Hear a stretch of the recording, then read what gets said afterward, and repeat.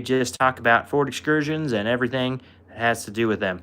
Right now, I need to go and share the link really quick, and then I will be right back in, and we're going to start on the whole live excursion chat, seeing what people have to ask today and talk about. Going to be a fun day.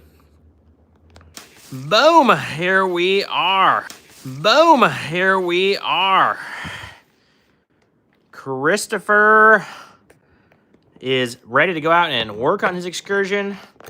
Awesome. Glad to have you in here, Chris.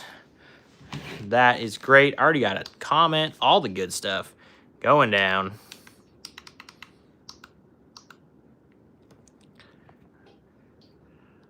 Don't ever know what's going on. Chris, what are you working on today? What is your excursion project of the day?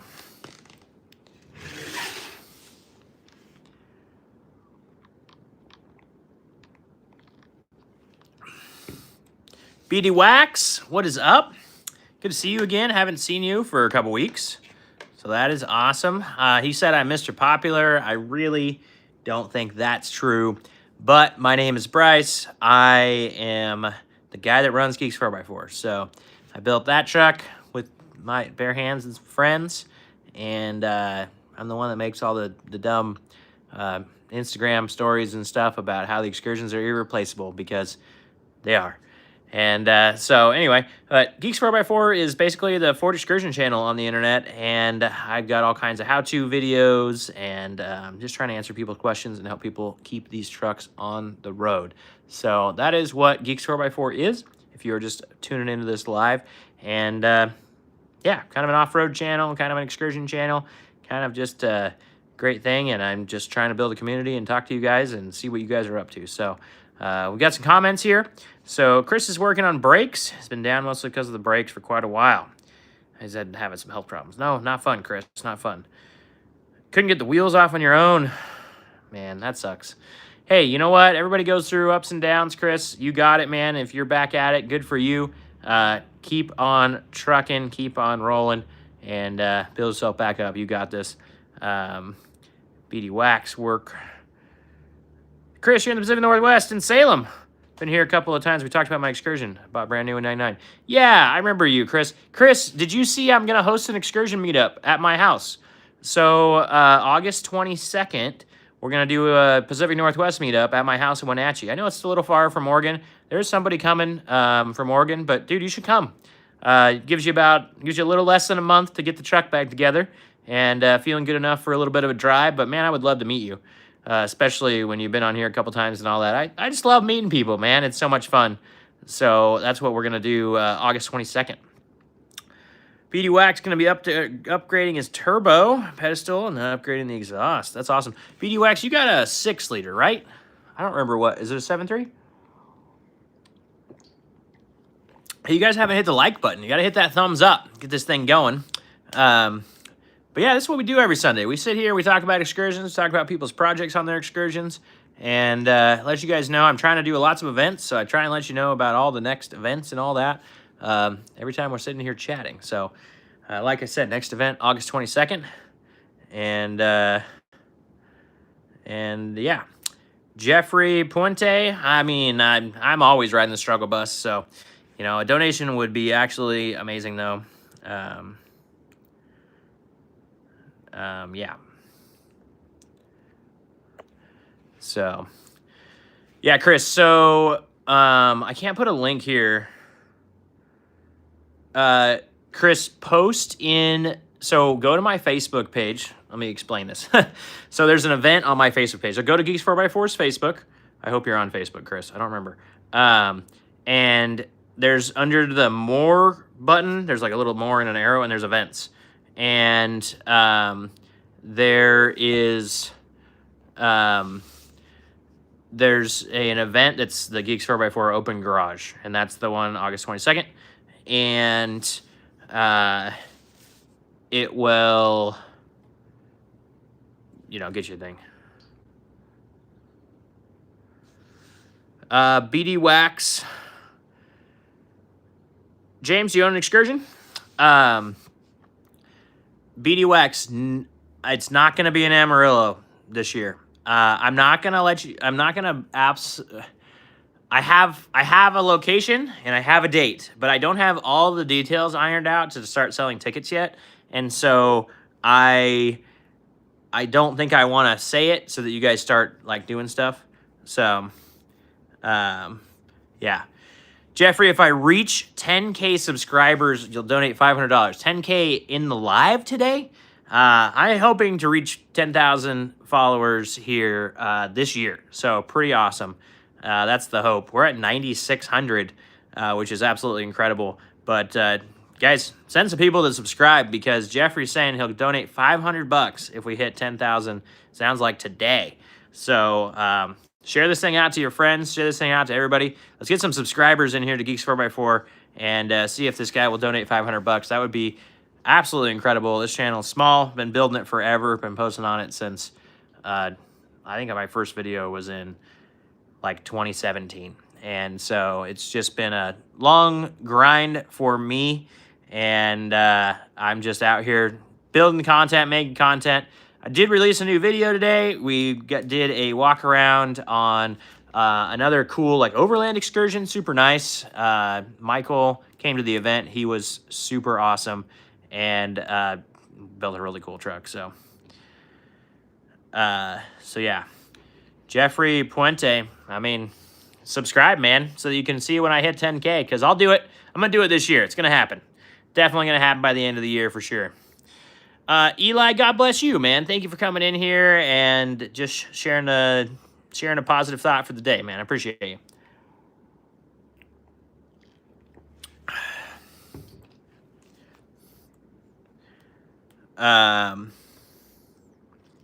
Loveland, PNW, and West next year.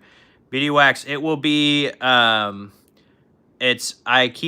told everybody the dates. I can actually give you the dates. It's the weekend after, Gustavo, what's up? BD Wax, it's the weekend after Easter. So it's that Thursday, Friday, Saturday. I can't pull up a calendar because I'm on my phone and I can't do that. But I can't remember the exact dates. But it is Thursday, Friday, Saturday, Sunday of the weekend after Easter. So Easter Sunday and then that next Thursday. So that is your dates. It is a little bit more west. So I don't know. I'm trying to decide. I just don't want to start getting the word out to people when I can't collect tickets because I don't have everything set up. I've got to figure out the other costs and everything. You know what? Do you understand what I mean? Because like everybody's going to start asking me like, can I buy a ticket? Can I buy a ticket? And I need to figure out how much I need for like insurance for myself and like there's like 2 more things that I have to nail down. I spent tons of time this week working on the event. So I'll get it there. Oh, dang. You just picked it up, Chris. That sounds awesome. That sounds awesome. Same color as yours, wrecked 4x4 diesel. Turn the back half into a trailer. That's awesome. Yeah, BD Wax. So that's the date. The date is set. What are the days? Can you put those in the text so that I can say the days, so that I can start saying save the date in this live. I don't know what is going on. Oh, it must be my flag outside. What is the date there? I feel like it's the 1st, 2nd, and 3rd or something. 1st, 2nd, 3rd, 4th? Is that what it is? I feel like that's what it is. I feel like it starts on April Fool's Day, which is awesome. We get to have lots of shenanigans April Fool's Day. 1st, 2nd, 3rd, 4th. I'm pretty sure it's April 1st, 2nd, 3rd, 4th of 2027 is the Ford Excursion event next year. Dates are nailed down. So we have the dates. I will tell you guys the location later.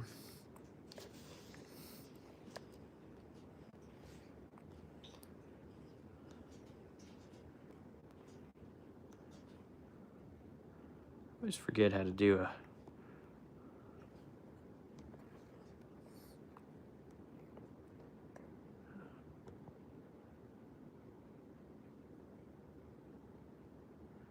a thing. Let's see.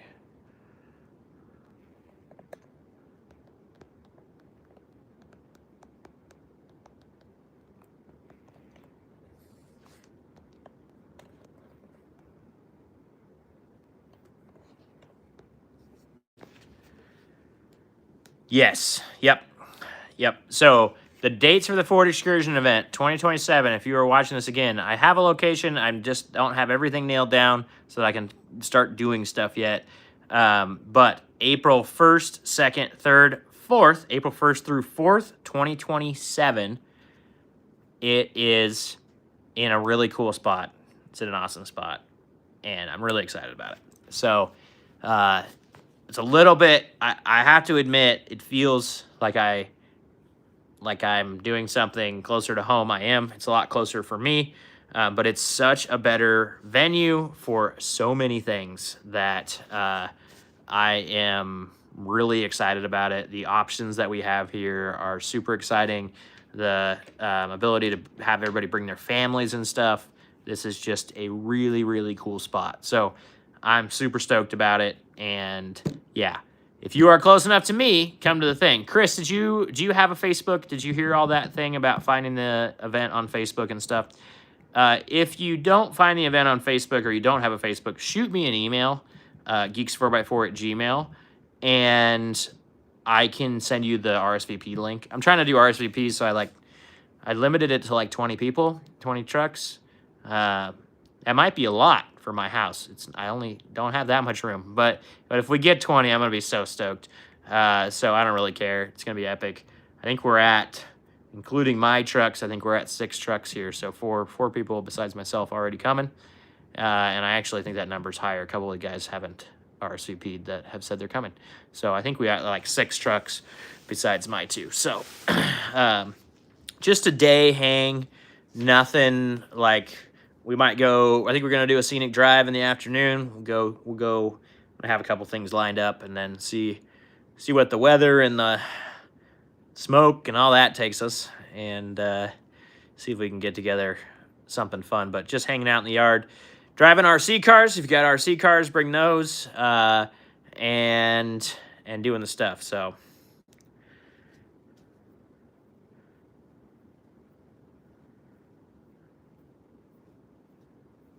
yeah, BD Wax. If you're gonna come up here, BD Wax, if you're gonna come up here for the Overland Expo, the PNW Overland thing, you should come up the week before, because that's the Northwest Overland Rally.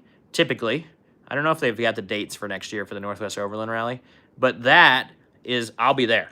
So super easy. The PNW Off-Road Expo or whatever it is. Hey Chris, I don't know. Some people just don't like Facebook. So I get, you have to remember, I get the responses. It's so funny. They just don't like it. Yeah, so BD Wax, Northwest Overland Rally in Plain, Washington. Come to that next year. And then you can go, or we can hang out that week. Maybe we can plan and do like parts of the Wabder or something that week and get you down to Oregon. And maybe I can go to the PNW Overland too. I'm really hopeful, guys. I'm really close to having Geeks 4x4 be able to pay enough that I don't have to do the day job thing, which means I could go to more of these events. So BD Wax, I would love to start planning that with you and possibly do that. That'd be fun. We could run parts of the Washington backcountry, north to south. We could start at my house. We could go up a little bit more and go down. I don't know, but it could be fun. Chris, can you come up a week early so we can work on it first?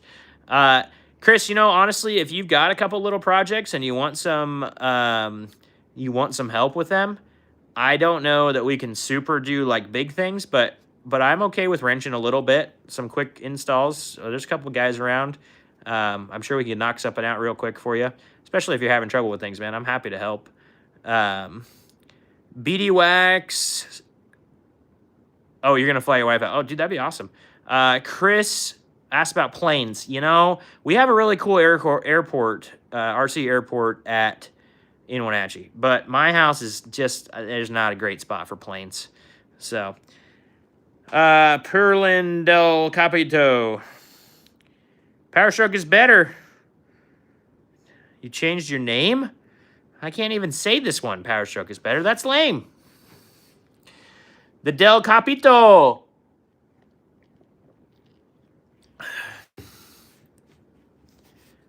Chris, I am about, it's like 5 hours, I think. If you look at Wenatchee, that's where I am. Yours, Ali. He's from Egypt. Nice to meet you. Do you have excursions in Egypt? Yours, Ali. Youssef Ali? Youssef Ali? I don't know. If you guys can hit that thumbs up button, that would be super awesome. The super chats are also open if you want to donate to a little guy trying to grow his channel. Been at this game for almost 10 years. Jeez Louise. And working towards 10,000 subscribers. So if you have the chance to subscribe, that would be awesome. I never call that out on lives, but I'm going to try it today and see what happens. But I appreciate the heck out of you. Please hit the thumbs up and do the thing. Dennis, you're in here. Good. Dennis, I'm doing a meet at my house. August 22nd. Would love to have you swing by. Just a day. We're just going to hang out, look at other people's rigs, do the thing. It is, if you go to Facebook and you go to my events on Facebook, you can see you can see, what's it called? Geeks 4x4 Open Garage. So, yeah. Youssef Ali lives in Giza near the pyramids. Wow, that's crazy. And they like my eyes, random. But yeah, Dennis, would love to meet you, man. You have been around these lives forever, so I would love to meet you. Hit the thumbs up button, everybody. Do the thing, do the deal. And if you want to subscribe, I would also super appreciate that. Trying to hit that 10K by the end of the year. And, yeah. So, doing an event August 22nd. And, yeah. Pureling is kind of how you pronounce the name. Del Capacito is where my family is from. Capacito, Panama. Oh, really cool. Pureling. Figured out my overheating issue. Dennis, what was it? Your cephaly. Okay.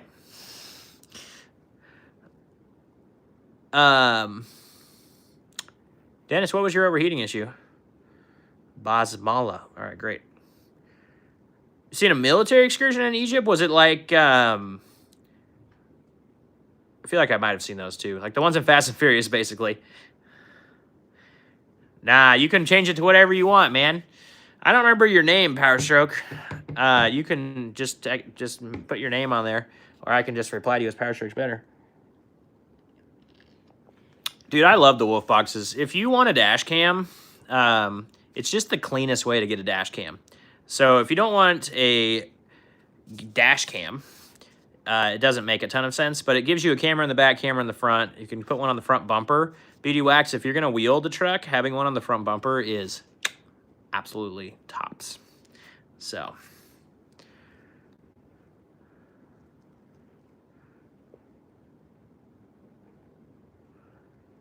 Dang, Dennis. Excursions are king. There we go. I like that. Bike Life.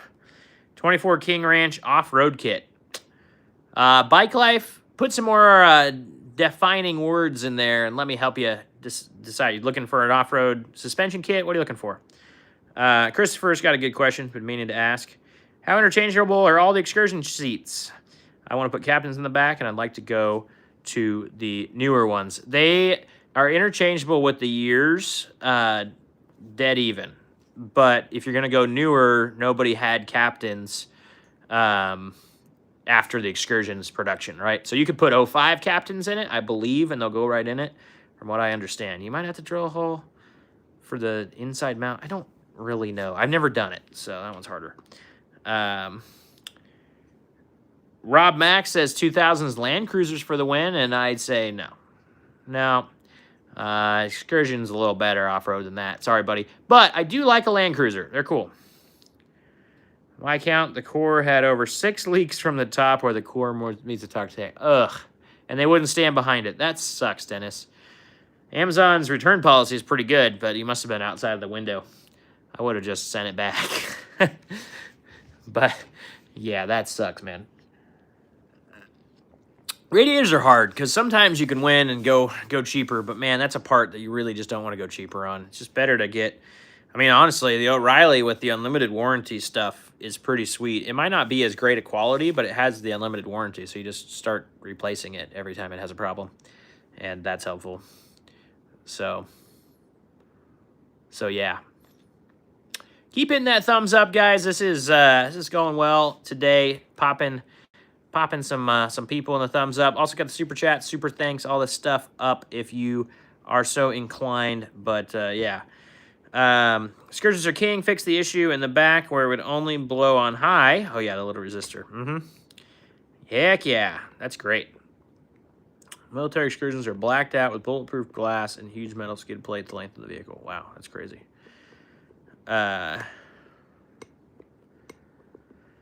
Sorry, Rob. That's just not my opinion.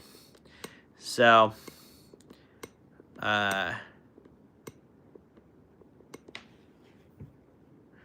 nope.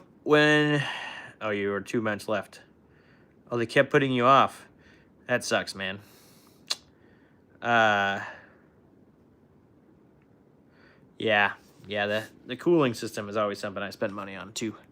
But if you need something in a pinch, Amazon's quick. But yeah, it sounds like the company outside of Amazon was kind of the pain. They're really hard to get a hold of people is what I don't love about Amazon. But it's just super convenient and they have just about everything. So it makes it easy for me to share parts and do all the things with you guys. So yeah. Yep.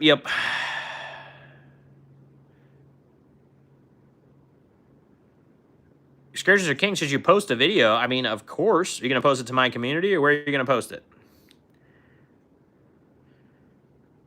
Oh, dang, man. That's not good, Dennis. Excursion seats all interchanged with Super Duty. Only year for year. Yeah.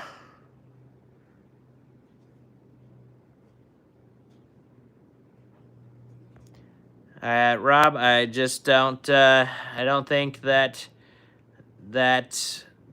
it's true. I've never seen a Land Cruiser on the trails that I'm on.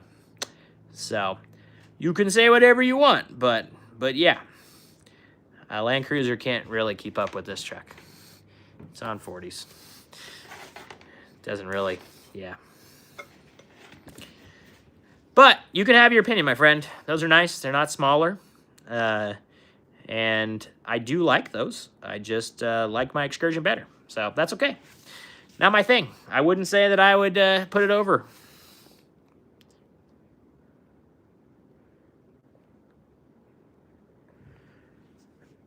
Yeah. Everybody likes those Mishimotos.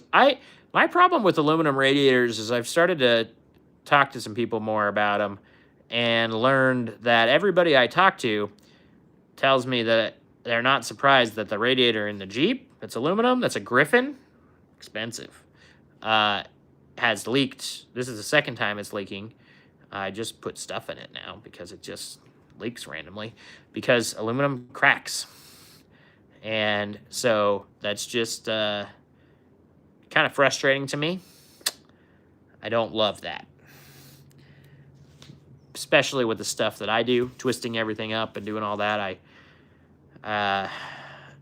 don't trust an aluminum radiator. The guys that are running on my race cars, if you want to use that as a example, are probably replacing the radiator after every race. Because you know how you get rich driving a race car? You start really rich.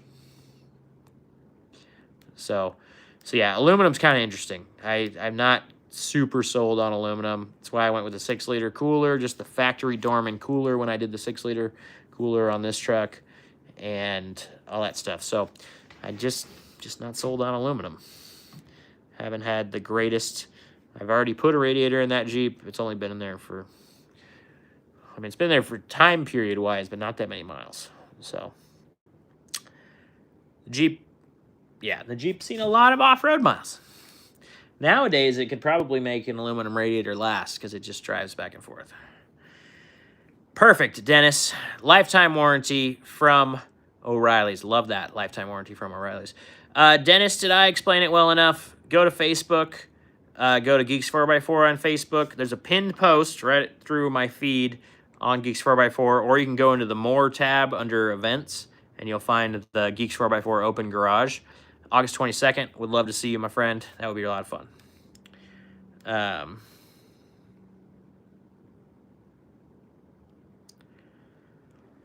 Yeah, so BD Wax, that's exactly my point with this truck. Everything is trying to be as factory as it can be for drivetrain parts because When I walk into a store, I want to be able to just say the right thing. So, dang, Dennis, alternator failure is the worst. I had one I replaced in a Napa parking lot down in Oregon in my white truck. But yeah. Chris, good all-season off-road capable tire mid-price range. Chris, I'm currently running these Milestar Patagonia XTs, and I am absolutely impressed with them. Off-road, they're stellar. On-road, they're super quiet. Price-wise, they're probably in that mid-range, maybe cheap side of things. Really impressed with these Milestar Patagonias on the 40s that I have on this truck. So, Hunter, just come the weekend before and come hang out. Bummer, Dennis. Excursions are king. Where are you uploading the video? To your page, or are you doing it to my community?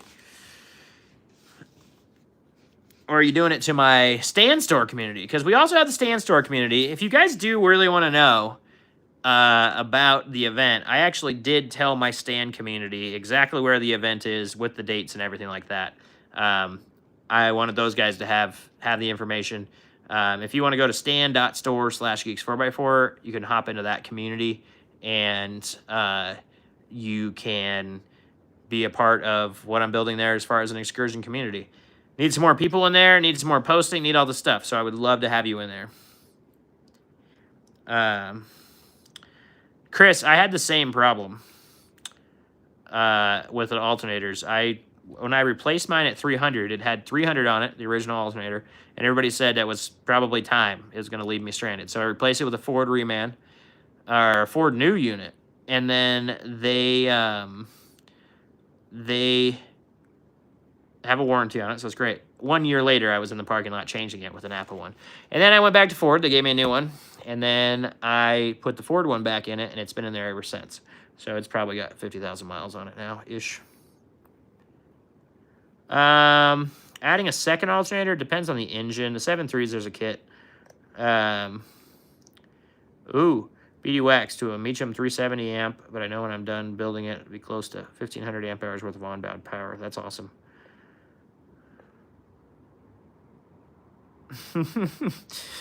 Take up a collection for paying Chris's wife back. Bring her. My wife will be here. We're having a good time. I said there's some families coming and stuff, so. It was the easiest alternator you've ever replaced. Yeah, took longer to remove the belt. Yeah, the alternator is so easy to replace on the V10. The V10 I just did a walk around of, if you guys haven't seen it, is Michael's. It's a white one, 2001. You'll see that video on my channel. When we get done here, you can go watch it. And that has a JS alternator in it that he doesn't quite remember the amps on. But I'm impressed with that.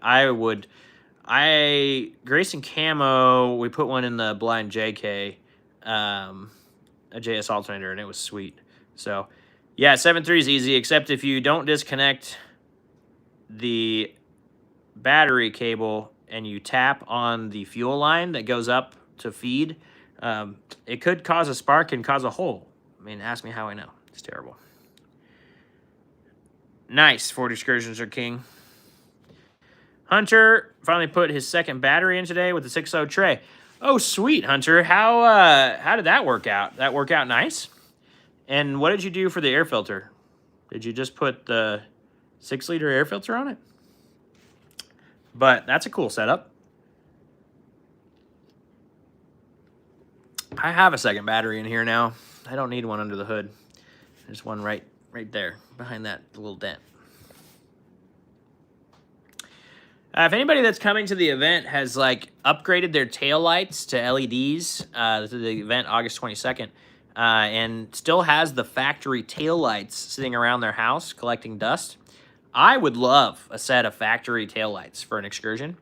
And yeah, so dang it, Dennis. That's all right, my friend. I'm gonna be doing more, so just trying to test it out here, do it at my house, and then we'll see if there's like other places that work, or I don't know. Just want to kind of hang out with you guys, see what we're all about around. Thanks, BD Wax, for hanging. We will see you soon.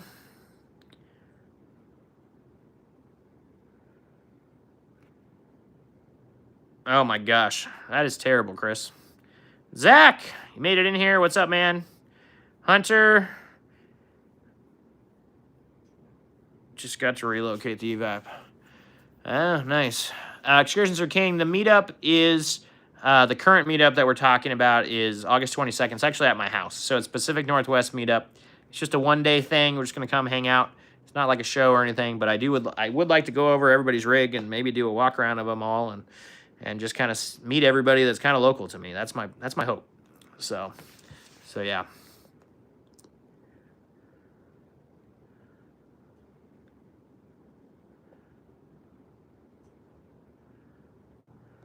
Nice, Dennis. I hope that radiator and transmission work, or the transmission cooler work awesome. Yeah.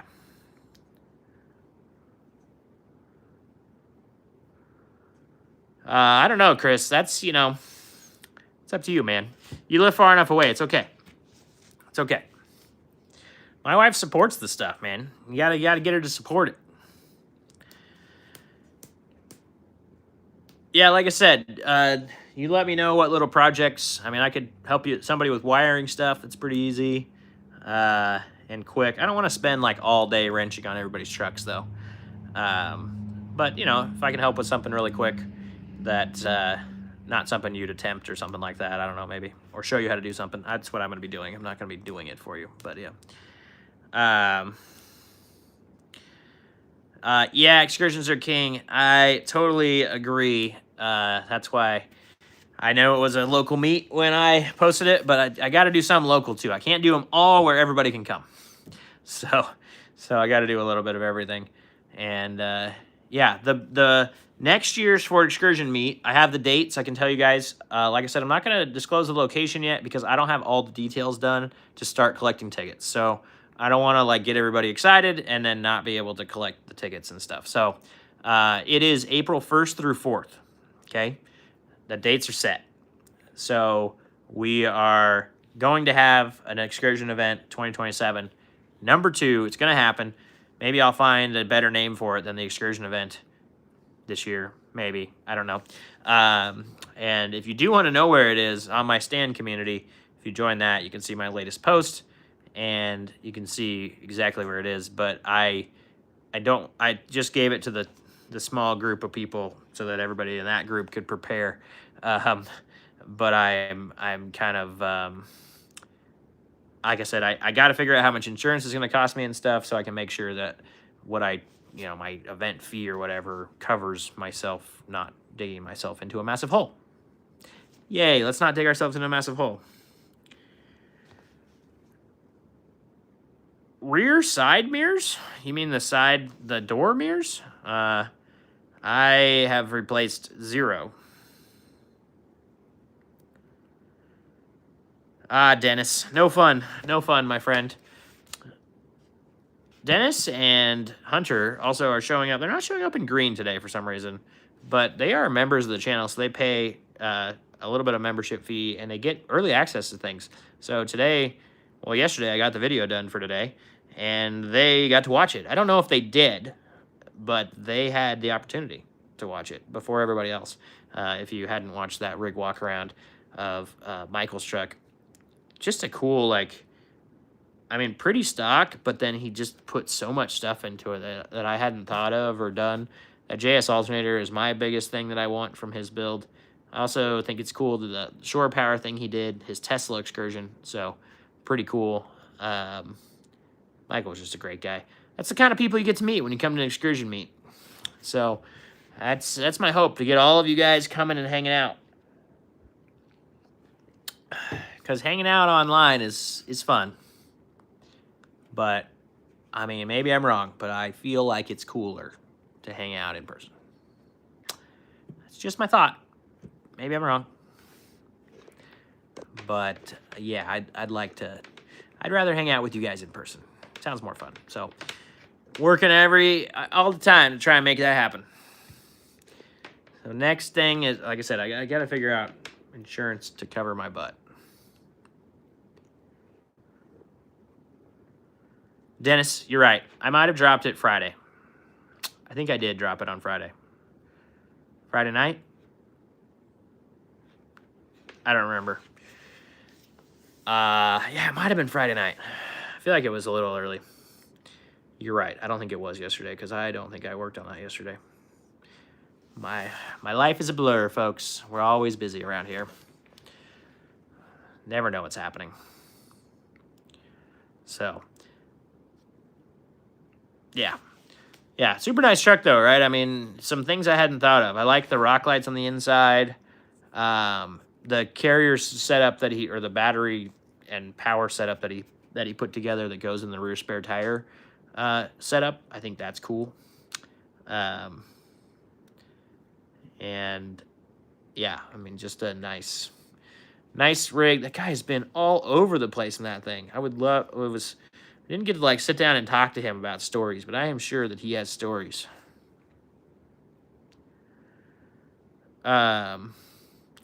Excursions are king. I mean, I don't know. Yeah, I'd say the mileage is the problem with the antique ones. Expo. Excursion Expo. I like that. I could do the, yeah, that's not bad. Chris coming up with names here. Yeah, Excursion Rallies kind of comes to mind too. Like, yeah, I don't know.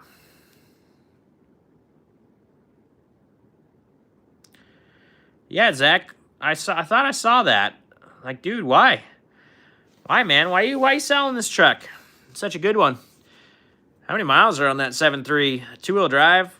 I would love to have a two-wheel drive 7.3 because you could like actually make it to where it got good fuel mileage. Like, that would be really cool. There you go, Zach. How much do you want for that thing? How many miles and how much do you want for it? Two-wheel drive 7.3. I forget where you live, Zach. I don't think it will have rust, if I remember right, where you are. But yeah, somebody had one in high school that I was riding in every once in a while, and it was getting like 20, 21 miles per gallon. So much nicer. I couldn't believe how much better fuel mileage it got with less things moving around. Yeah, Chris says that everybody can come to any meet and meet him, and he'll even do autographs. So that's awesome. That's what I need. Arkansas, 7.3, two-wheel drive, 20 miles per gallon. That is stellar. Zach, how much do you want for it? How many miles? Dennis, 6.8 gets 13 as long as you're not towing. Yeah, and that's like this one. This one gets 11.5, 12. Yev Dash got a 2001 V10 with 146K on it. That's awesome. Marcus World, you got an excursion too. What is up, my friend? I don't recognize your name. Glad you're in here. If you could hit that thumbs up button, guys, I would super appreciate it. Two more will get us into double digits. Always like double digits. And super chat, super thanks, and stuff like that is open. And yeah, excursions. Our king says 6.0 gets 11 to 13, which is pitiful. This is pretty bad. But if you bought an excursion for fuel mileage, you're doing it wrong. So that's okay. Boom! Hit that double-digit number. Keep hitting the thumbs up, guys. This is fun. This is fun to see that number jump. So if you can hit that thumbs up button, we had a bunch of people just like jump on and off of here too. So hit that thumbs up. Let's keep this thing going.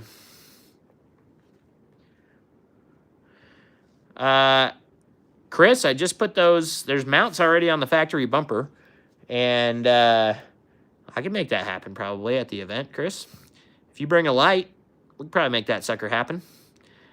We can plug it into your trailer harness if you want, or we can tap it into the actual wiring of the reverse light.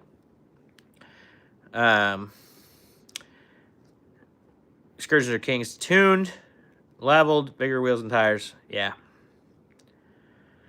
Oh, Dennis, have fun, man. I don't hear that that's a fun one, but, you know, you enjoy. Keep that positive attitude. Walk in there. Make the doctors laugh.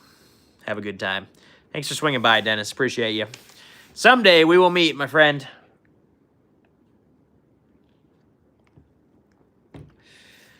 Yeah, that's no fun. So, all part of the community, guys. All part of the community. Everybody's got their stuff.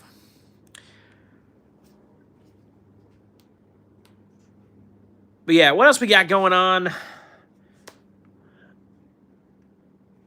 What else we got going on? Yeah, like I said, I'm up for little helps. If you bring the light, I have some lights, but I don't know if you want the lights that I have. They're kind of random. Okay, Zach's Excursion 7.3, 333. New batteries, new injectors, new radiator, new crank position sensor, all within the last year. All right, Zach, I'm still not seeing a price. It's in Arkansas. Chris, that sounds like a great road trip opportunity. It sounds like a great time. You let me know. Yevdash, I did get the backup camera working. Yep, I am 100% complete with the install of my switch panel, aux beam switch panel in the white truck. I have got to complete the video so I can show you guys that. But, yeah, camera works great. It's in the perfect position right on top of the license plate like that, and it hits the hitch perfectly. So it's been really nice to hook up trailers and just be able to click the button and have it on the screen. Oh, Zach, crank no start, fixing to go to a diesel shop, then will be for sale. You put a crank position sensor in it to try and fix that, I guess.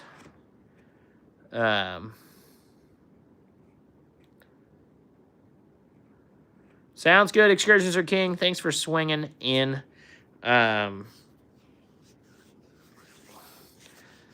Zach, so you put a crank position sensor in it because of the fact that it's not starting when it's cranking? Let's dive into this. Let's internet. Nah, but if you're going to a shop,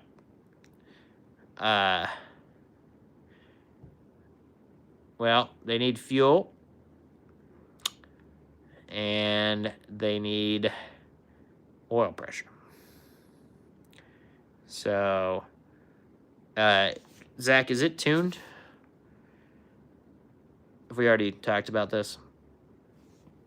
I don't remember, Zach. I feel like I've seen your post about it. There's been a lot of people helping you on this, I feel like. It'd be like Nate's where the IDM wasn't going. Was it hard to start it all before or just like stopped starting? Because that's also interesting. Nice. Crank position sensor IDM. The other one is that we got IPR and then you got ICP. So no tune, so no tuner. Those are the only other two sensors that I would consider. IPR I don't think will make it not start though. Rejector control pressure though I believe will make it not start. That one's right up there near the fuel bowl in the valley. Corey Modsetti is trying to roll some connecting rod bearings in ATM on his 6.8. Don't know if I should say F it or go with a whole new crank.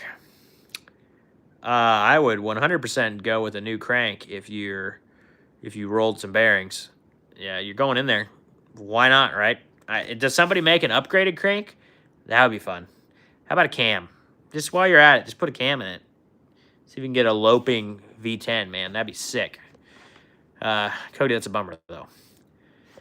So, yeah, if you guys can hit that like button, that would be awesome. If you live in the Pacific Northwest, I am doing a meetup thingy at my house. We're just going to meet, hang out, drive RC rock crawlers, and look at excursions all day. I'm going to make some lunch, fire up the grill, have some fun, and just, hang out. Bring a chair, bring your excursion. If you bring a different vehicle, that's just wrong. And we're gonna do the thing. If you have little projects that you feel like you'd like some help on, or you don't know where to start on, I mean, if it's something I can help start or do whatever, I'm happy to do a little bit of wrenching. But if it's 100 degrees, I'm gonna be honest. I'm gonna be a lot less happy about doing wrenching. But up to you guys. Might be driving all day because it's so hot that we don't want to be out in the backyard hanging out. But who knows? It's going to be a great time either way. And I'm excited to hang out with y'all. It's going to be a good time. So, if you are looking for shocks, lift parts, all that stuff, and you... Yeah, I mean, the company that I like for all of that is Skyjacker. They have a coupon code you can use to buy through my thing. It's Geeks4x410 on Skyjacker's website. Get you 10% off all the time. Any day of the week. Doesn't matter. And, yeah. Zach, I give total allowance for going to a shop if it's too freaking hot. Yeah, I just did that with my air conditioner. I don't do AC stuff, though. I am not an AC guy. So I let my diesel shop do my AC. I also had him do the injectors and stuff, the deeper stuff, but then I put an H-pop in it, so I don't know. It's kind of an interesting... I just choose randomly to work on it myself. And, yeah. Filled it up today because I'm afraid that the fuel's going to go back up pretty bigly. So, I grabbed some fuel. Should have grabbed it 3 days ago. Saved myself another $15, but I think middle of next week we're going to be back to our $6.50. $6.50, pushing $7 a gallon, because it's pushing $6 right now. It's going to be rough. So,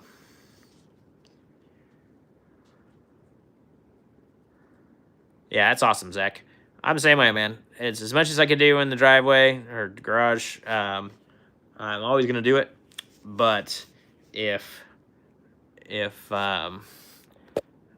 a bigger task than I want to do, I can't, or if I don't have time or I just need something done, sometimes I just go and get it done. It's too easy. Costs some money, but it's okay. And it's nice every once in a while when you've done a lot of things yourself to have somebody look over the truck, I feel like. So, Zach, what's that truck worth? What are you going to ask for that? 330,000 miles, 7.3.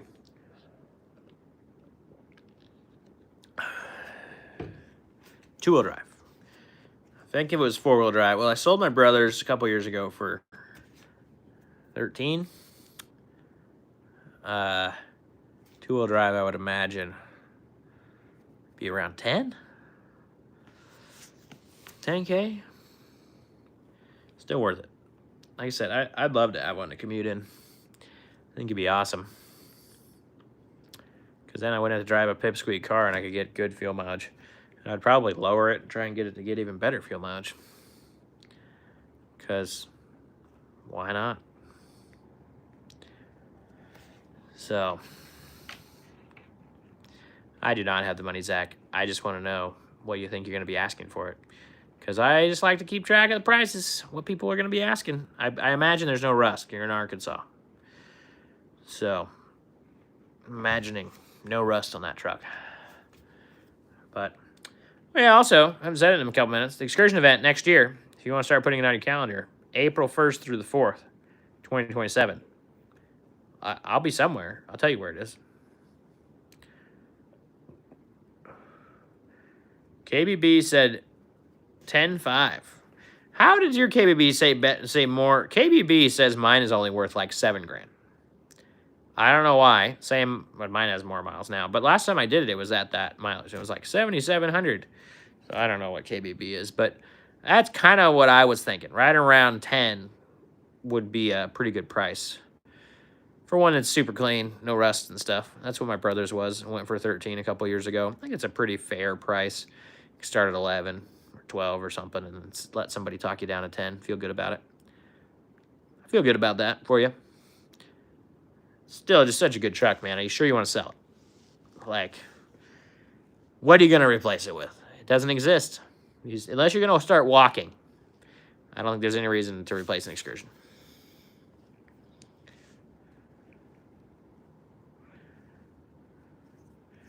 And then we're going to have to kick you out of the YouTube channel. Like, you're not going to be able to subscribe anymore. Like, all that stuff. It's going to be rough. 02 of 2000. Nice, Chris. Yeah, so yours was... Okay, wait. So you bought it in 99, but it says the manufacturer date is February of 2000?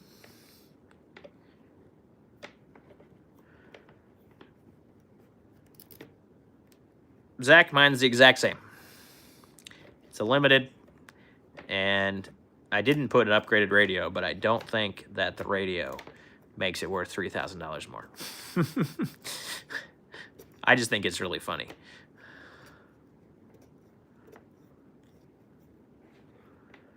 Yeah, I mean, the Excursions, they go down in value when you empty them, up in value when you fill the fuel tank. Definitely agree with that statement. Yeah, tank of fuel I just put in that white truck will probably still be in it when all of you guys come to my house. Probably the same tank. Do my best to keep that thing with the fuel in it, and then not drive it. I don't know that Zach does driveways. We were talking about driveways because he was working on his Excursion in his driveway. So yeah. Doing it all himself. And I think good on him.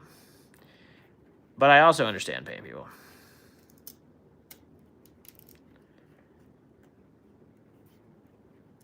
Yeah. That's wild. I guess I need to look at KBB again. I wonder if they've like actually started valuing Excursions for what they're worth. Because yeah. Chris, yeah, I mean you're kind of low miles. You said you got a 7.3, Chris. With the 7.3, I mean you're kind of almost the joke is that with the 7.3 you're barely even broken in at that point. Yeah, I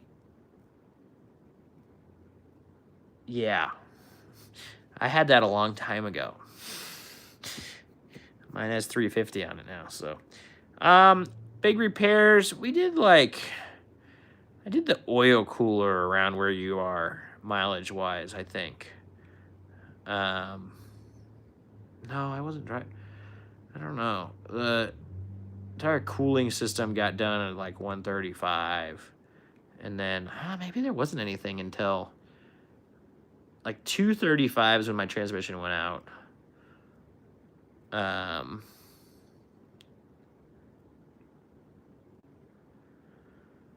Yeah. Yeah, Chris. I mean, it just depends on the buyer, and it depends on if there's two guys that want it and how clean they are and all that. And I mean, my friends that I helped sell a couple years ago went for 26 on Bring a Trailer.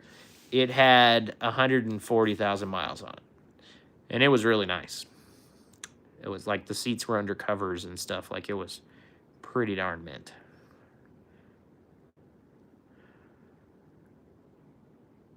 Yeah, I need a fifth wheel. Hey, I get it, Zach. I get it. Good. I'm glad you're gonna keep an Excursion. Gotta have one.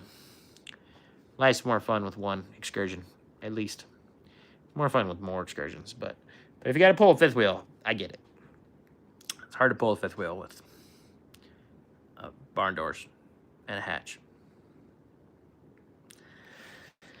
But you could buy the little towed trailer thing. Those exist, and there's some guys running those. Those are kind of cool, but it seems sketchy.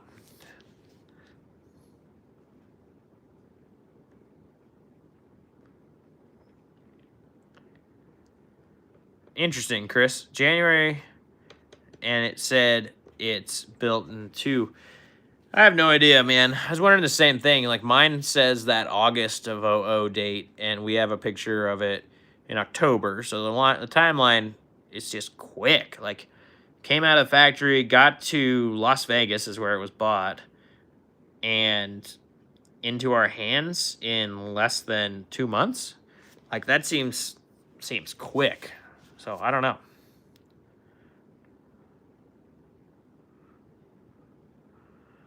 Your wife wants to sell the 4-wheel drive V10 and buy a 4-wheel drive 7.3. Yeah, I get that. Oh, Chris. I don't know, man. Jokes go right over my head. I should probably stand up next time.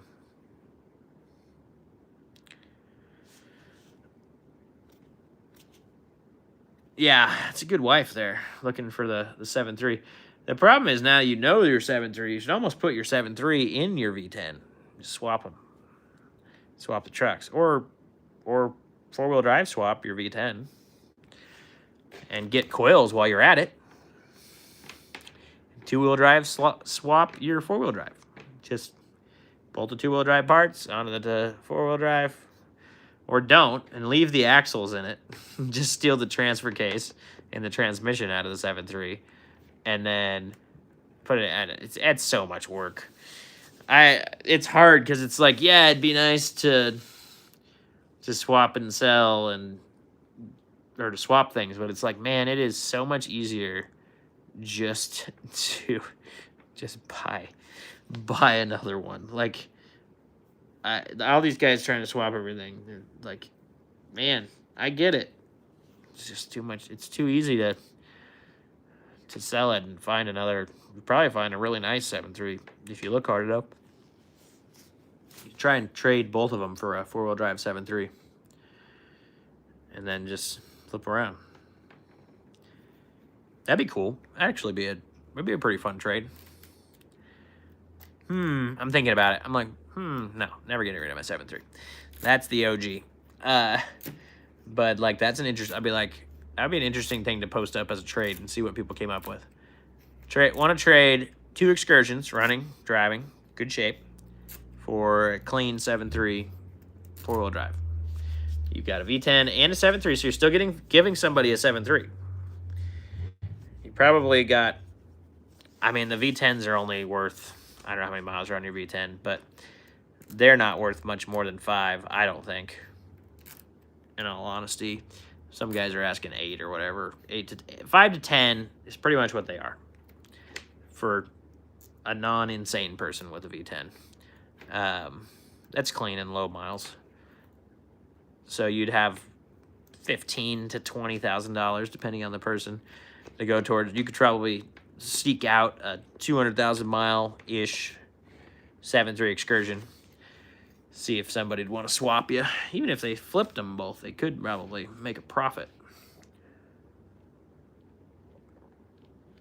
But you're trying to buy a F-250 with your 7.3. Yeah, Zach, that's my problem with all these guys swapping. It's really cool to put a Cummins in it or stuff like that, but the amount of work, I just don't know. And Anton's not here to tell me that it is worth it, because he's done a really nice job and his was. But I don't know. Is it really worth all that? Like, maybe, I guess. I don't know. I love these trucks, so if it were like my only option, I guess that would make sense. But when it's not your only option, it's like, is it worth this? Yeah, I don't know. Like I said, the guy swapping from two-wheel to four-wheel drive, it doesn't make a ton of sense to me. Unless you put a coil swap axle in it, then that makes a lot of sense. Because then you've circumnavigated some of the problems with the coil swap. Because there's stuff there. Yeah, I don't know. Oh, the interesting conversations that are had and the thoughts of ye old Geeks 4x4 on the ye old live.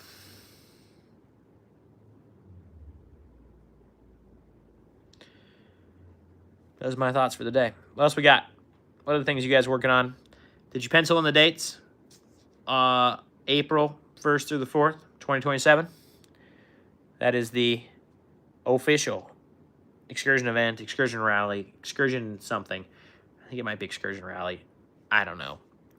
I'm going to get on ChatGPT later and just see what it comes to.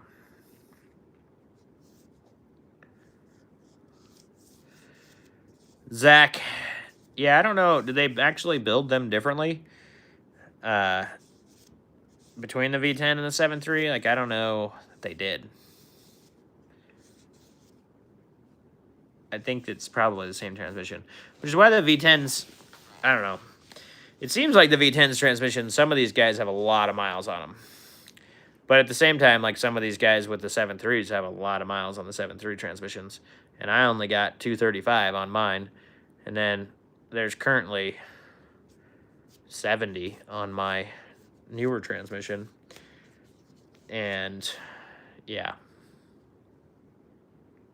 Oh, the internals are bigger. Interesting.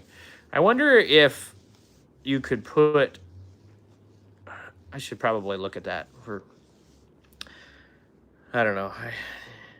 Feels like I'm on borrowed time now with Bob. He's at 240 with this transmission. But now it's got the 6-liter cooler in it and stuff. So it's running cooler and happier. I ran it very hot for a while there, though. And when I put a transmission in it, I don't know. I keep saying I'm going to put a manual in it, but I don't know. It might be more fun to... It might be easier just to put another slush box in it. And if I got a built one for a 7.3 or something, I could have it to where it was a really ridiculously good 4R with the V10 in front of it that probably wouldn't destroy it. And then the other thing I need to figure out is how to get it to stay in gear when it's like this. Like that angle.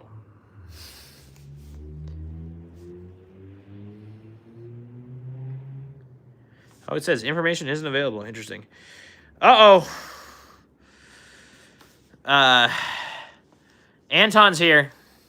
He must have heard me saying that I didn't know about all the work related to swapping an Excursion and if it was worth it. And I said Anton would probably say it is. Especially if you start with a 6-liter, it makes total sense to swap in a 12-valve. Makes sense. But yeah.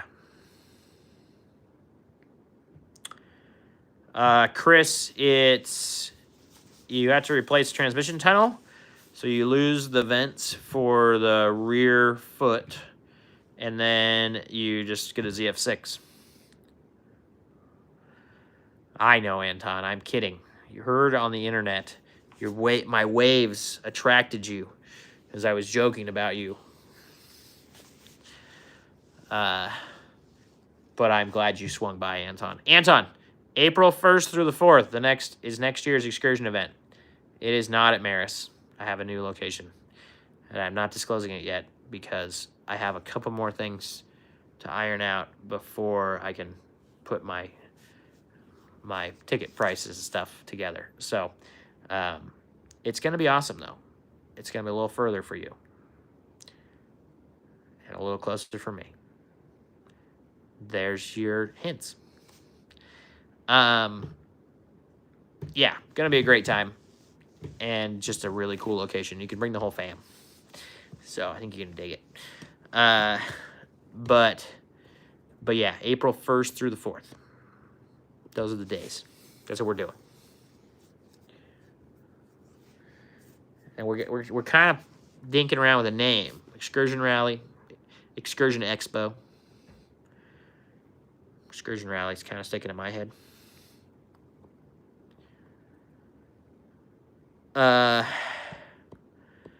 Yeah, Anton, I totally get it. I've said this over and over.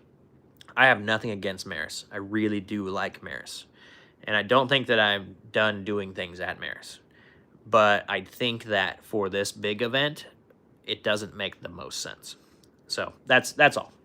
I think it's very possible we kind of move around, or we still do an off-road, like a purely off-road meetup at Maris or something like that.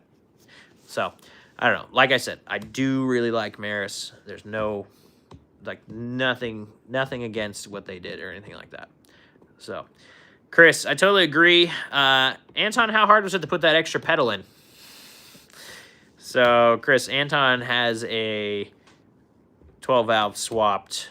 I think it's 12-valve. Am I wrong in saying that, Anton? With an NV 4500 behind it in his Excursion. And the only thing that I did not expect that Anton had to do was to get his shifter to function fully. He had to move his center console back a ton, which I thought was something I definitely did not imagine having to do. So, I don't know if it's just the shape of the shifter on the NV4500 or, yeah. There you go. Third pedal's easy, according to Anton. You just you get the Super Duty third pedal. Bolts right in. Yeah, I figured it was pretty not bad. And there's already a hole in the firewall for the slave cylinder, so you can just get that. And then you just got to do the transmission and the drive shaft probably. And the transmission tunnel. Anton, did you do the transmission tunnel with that swap, or is that still a factory excursion tunnel? Do you still have your heat vents? You're still running the stock auto brake pedal. That's funny. Do you still have the vents that run underneath the seats, Anton? Like the ones that run over the tunnel? I can't imagine having those still.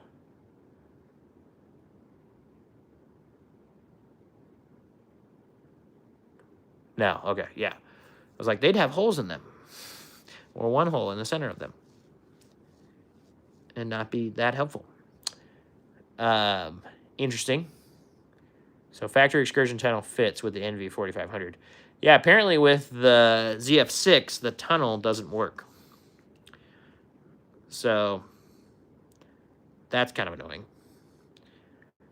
But I have a hammer, and hammer says you could probably get it to work. So I think some guys have done it. I don't think you need the tunnel, but I think it's nicer, is what I've heard. Oh, yeah. Yeah, the transfer case shifters, when I do that, it's going to be the problem. I forgot about the transfer case shifter. Yeah. I need to do that.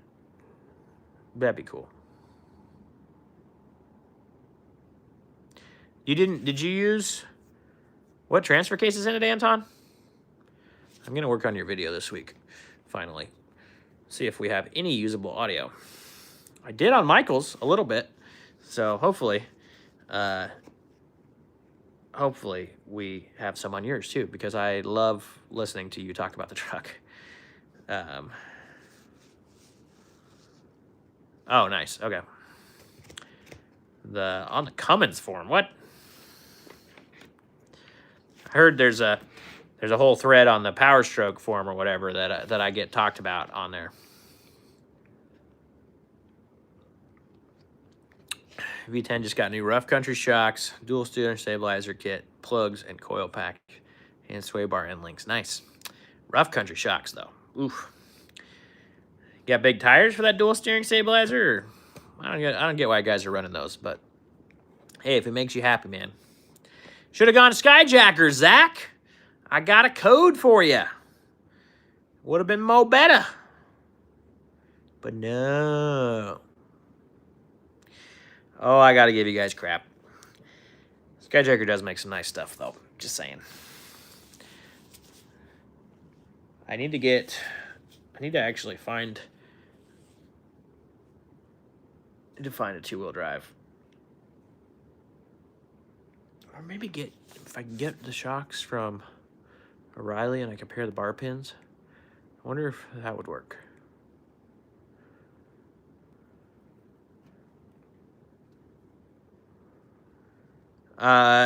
Chris, there is a reverse manual valve body available for the 4R100.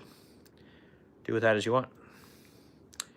Yeah, rough country shocks they're not bad, but they're also not great.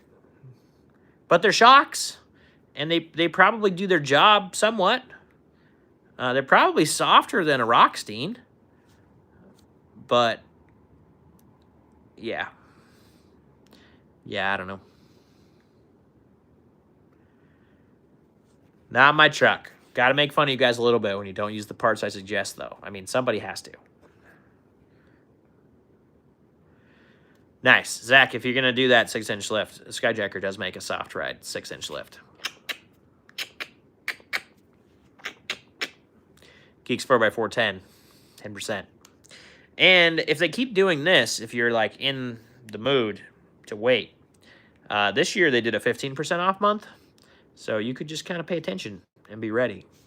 And on the 15% off month, grab your lift.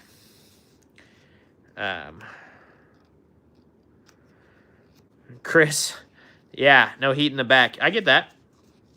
I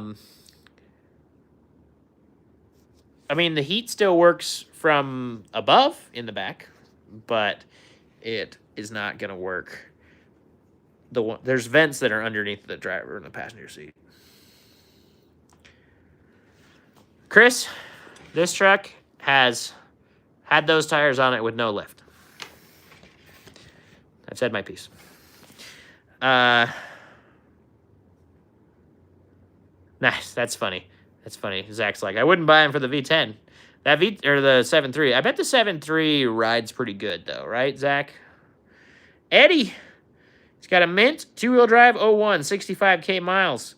Well, airbags suffice over doing a V code with the new coils to tow your 8K travel trailer. Eddie, airbags are a Band-Aid that can make up for a lot of things. You're going to run more pressure in them and do the thing. Definitely could. Definitely, I think, would be something that would help you. The springs are still worn out, so do with that as you will, right? But the leaf springs are 20, 25 years old, and they've held that truck up for that long. So, yeah, I mean, I think I would start with the bags. They're much cheaper and easier to do, and then go from there. You know, if you still don't like it and you still feel like you need to have some help in the back, then do the springs after. Why not start with the bags? My bet is, even if you do the springs, you would probably want the bags too. Because just because they're stiffer springs, more weight capacity, they still sag. So if you don't like the sag, bags are going to fix that either way. There's my 2 cents, Eddie. Does anyone have a front and rear 4-link? No. No, Zach. It does not exist. I have what's called a 4-link on the coil swap axle on the front of this truck, but it's not a true 4-link. Yeah, Eddie, so you could do like a puck spacer or something on the front.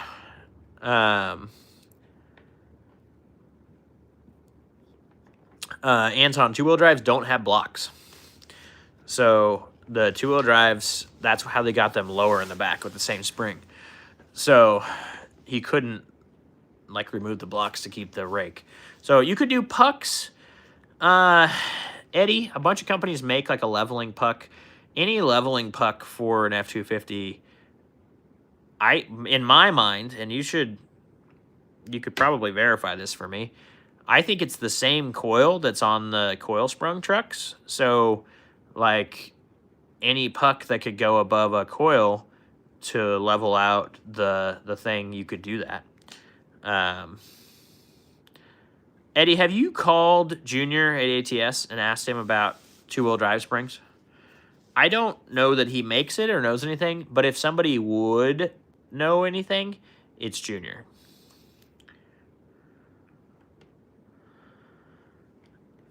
Zach, again, 2-wheel drives are not that way. I don't believe that the 2-wheel drive sits 2 inches higher Excursion versus pickup. I might be wrong. I've been wrong once before. Yeah, I know, Anton. It's very rare to find a 2-wheel drive. It's really funny because Zach owns a 2-wheel drive, and then this Eddie guy that just came in, also 2-wheel drive. So 2 2-wheel drive guys in here today, which is neat. I also think there's a 2-wheel drive Excursion coming to my next meetup at my house. He was asking me, he's like, are my 2-wheel drive invited? I'm like, heck yeah. Like, 2-wheel drive Excursions is still an Excursion. And I keep telling everyone, I want a 2-wheel drive. I actually would love to slam a 2-wheel drive to the ground and have one. I would really love a 2-wheel drive 7.3 because I think if I slammed it to the ground, it would get really good mileage and I could just commute in it. And that would make me very happy. Zach confirms my thought. The F-250 only sits 2 inches higher for the four-wheel drives. So, yeah, unfortunately, the F-250 spring. How much taller is the coil sprung coil bucket would be my next question then. So from what I hear, the two-wheel drive coil buckets, for some reason I have 4 inches in my head, are 4 inches shorter than a 05 plus coil bucket. Zach says it's like his was lowered. It could have been lowered, Zach, but they also do sit really low. No problem, Eddie. Yeah, Eddie, I totally understand the two-wheel drive thing, man. You probably get stellar fuel mileage and get that. My consideration for the two-wheel drive, if you're gonna do a C code in the rear, I think I would almost just get a leveling puck for an 05 plus truck, a 2-inch puck or an inch puck, depending on how much you get out of lift on the rear springs, and then that fixes your rake, keeps the factory ride, and doesn't give you a safer spring in the front, so that's not super helpful. But the other thing would be like a stock coil from an 05 plus truck. I'd be curious about, like, if you could find a stock coil from a 5.4 truck, some sitting right there, and run it on your 7.3 and let it sag a little bit. I wonder if that would still be stiffer than your factory coils on the Excursion. Yeah. Zach, not a fan of the low Excursion. Too long to sit that low. I don't know. Yeah, so Anton's kind of on the same page as I am. That's the other thing. You could also cut the four-wheel drive coils and cut a couple. If you cut rings out of the coils, you can make a coil shorter. So you could get a 4x4 coil and then cut rings out of it and figure out maybe one rung, one round is an inch. And so you could cut and make what you needed out of a four-wheel drive stock, like 6-liter coil. That should be about the same weight, or it probably will be a heavier weight rated, I think, for a four-wheel drive truck. So that might be nice too, Eddie.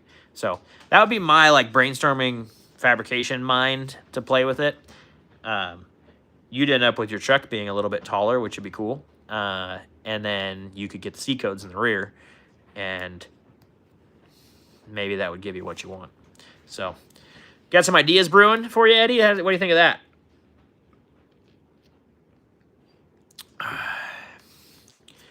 Yeah, that was my next jump, Anton, was the go to coils, go to the bigger coils and play. The top you can cut. You can't cut the bottom because the bottom goes into this smaller round, but the top you can cut. Totally, Zach. But he's got a 7.3 just like you, so same problem. He's already got a stiffer coil, quote unquote, to hold the 7.3. So, but a four-wheel drive coil from a 2005 plus truck would probably be even stiffer than what he's running. So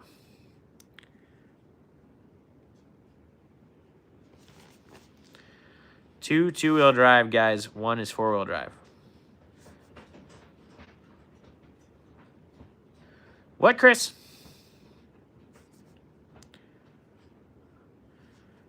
Eddie. Oh, he's got a V10. Oh, interesting, Eddie. Yeah, so honestly, I wonder if... I haven't done tons of research on that, Eddie, but Buckeye Excursion, what is up, buddy? Eddie, you should look into this. Here's one more thought.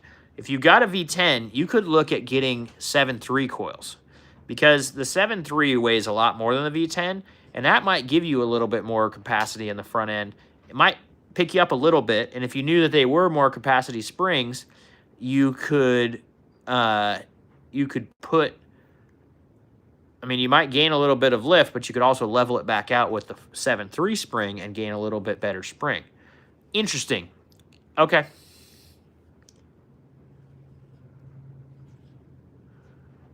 Yeah, the two-wheel drive guys in here put together have four-wheel drive. That's great. Hey, Buckeye Excursion, I got a question for you. Thought of last night. Yeah, we're talking about two-wheel drive trucks, though, Buckeye Excursion, so a little different because they don't have any options for the front. So I pulled my back panels out of the 7.3 truck, and no problem, Eddie. Glad to help, man, and that's what we're here for. Anyway, I pulled the back panels out. The ones on the passenger side, and the black thing that they clip to that goes under the window, that broke. And the one up high, there's one that is like right next to the tube for all the vents that clips in on the thing. Not the HVAC track. I'm talking the stuff that the white clips into. Do you have a decent piece? Because I'm trying to get a buddy to 3D print it, because I don't know, like mine's super brittle, which means that everybody that's truck's been outside, if they take them apart, they're gonna freaking crack. So, oh, you could do coilovers, Eddie. If you're still here, yeah, you could do coilovers. That's interesting.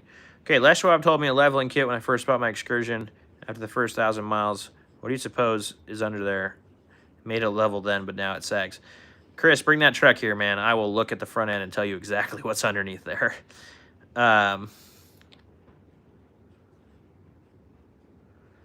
Yeah, coil spring spacers.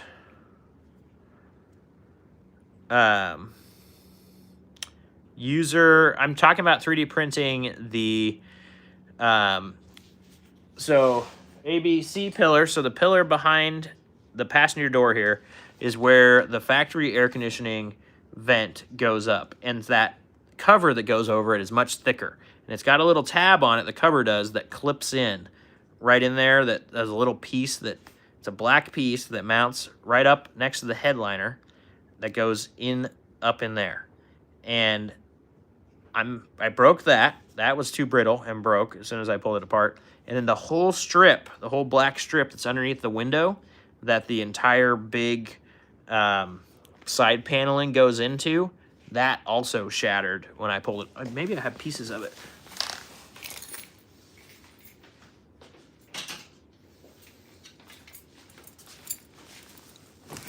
I do.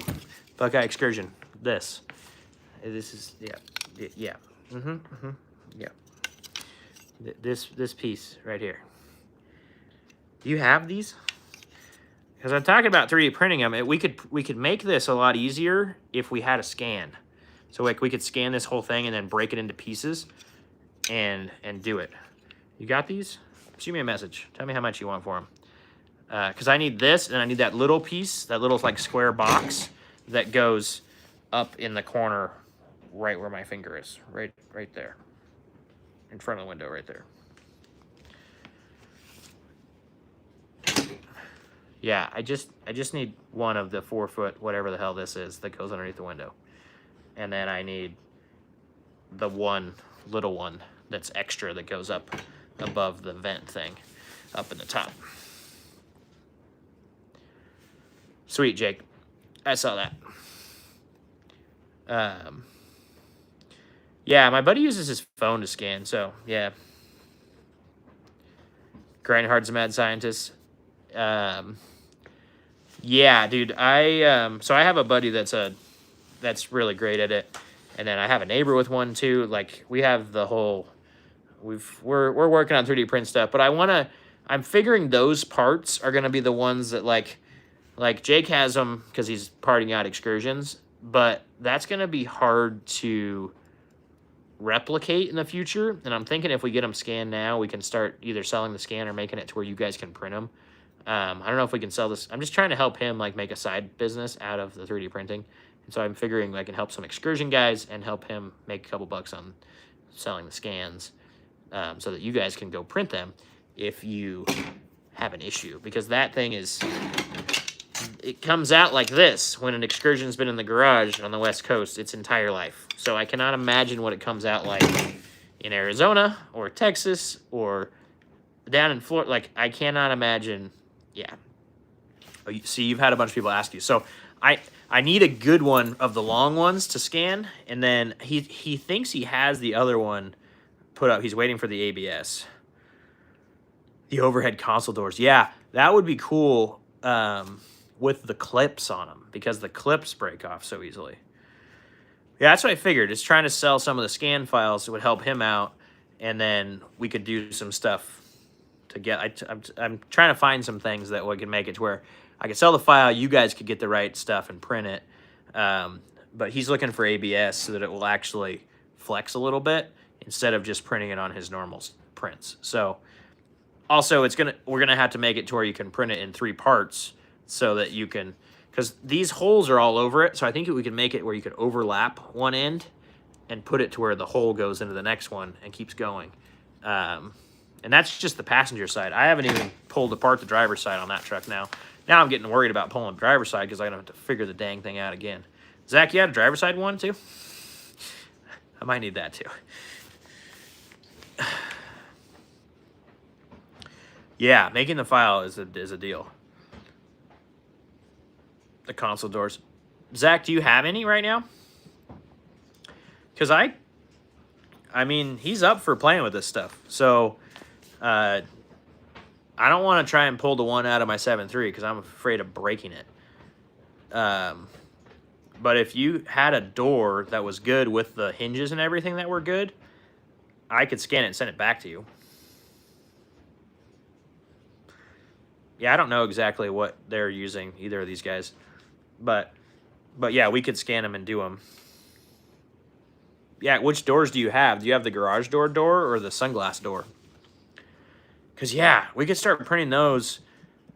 And, like, it's not tons of stuff, but I think we should start, like, selling, like I said, selling the scan so he doesn't have to print it, but making it to where we've got some things that... I've also had him print a bunch of things, so I want to help him out by getting some money flowing from printing things, because he's the one that printed all the name tags that you guys got at the event, if you were at the event, and then the big one that I had, the big chain and everything, and the body I have a body that's already... No, that was my neighbor, actually. Yeah, Jake, maybe send those to me, and I can scan them and see if we can do it.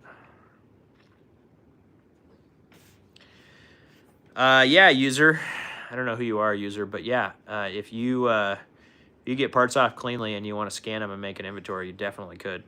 There's no proprietary or any of that. I'm just trying to help a buddy out by getting some things that you guys could buy and just print. So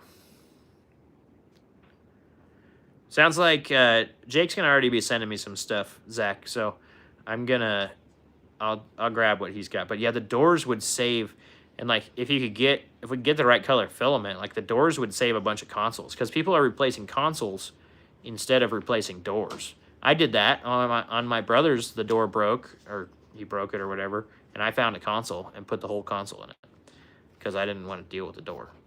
So yeah, you don't sell the whole console. Nice.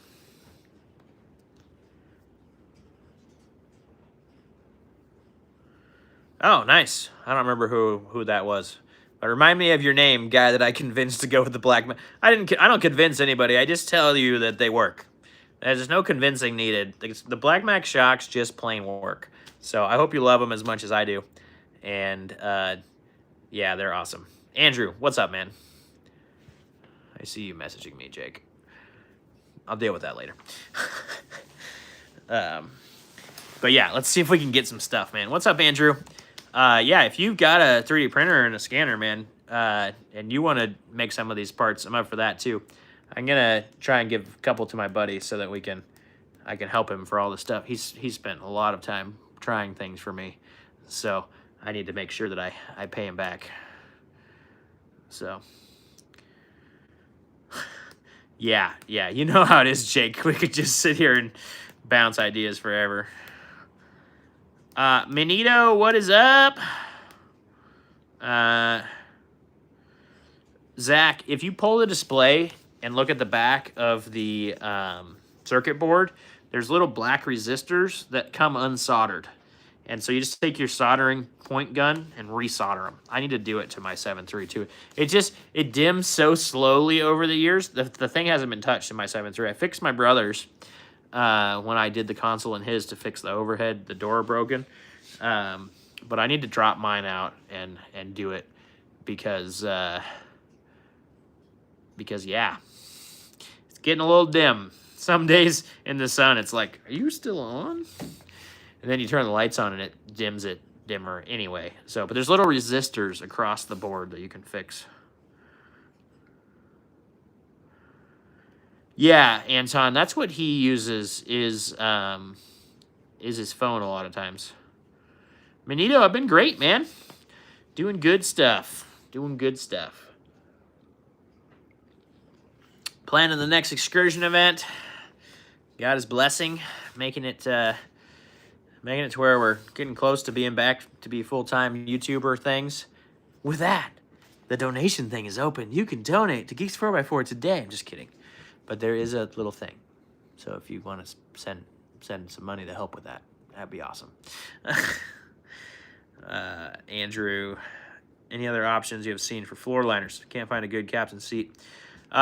So Andrew, on the Geeks 4x4 store in the X interior upgrades, the third row that Husky Liners makes, third row, Matt, has the tongue for your captain's chairs. So pretty cool. The picture is way wrong on the Amazon ad. It is terrible. It's way wrong. I bought it from Amazon, though, for the white truck, and it fits stellar. I had to cut that tongue off for the third row. So, PH Freelance from New Orleans. Just ordered a baseline roofing rack. Cool. That's awesome. Andrew, you got it. All three rows are linked in there, Andrew, for floor mats. So, and if you buy them through the store, it makes me a couple bucks. So, kind of cool. But if you literally can go to Amazon and type in Geeks 4x4 now, and it says shop the Geeks 4x4 store. And then you can look at idea lists, and you'll find X interior. There's front row, second row, and the third row. They did it backwards. So the third row goes forward with the tongue for you guys with the captains. So pretty cool. Nice thinking on their part, I think. V10 was dim when you got it. I guess it's so you didn't see the 13 miles. Yeah, you don't want to know the 13 miles per gallon. It's wrong. Running through the house with a credit card. Love it. Love it, Andrew. Yeah. Yeah. I don't know. I think you can get either tan or black. I run black in the gray interior, and then I run tan in my tan interior. So black would look good with the gray, though, or with the tan. But it feels like the black looked dirty faster. I don't know. I really like the Husky liners. They're, yeah, they're nice.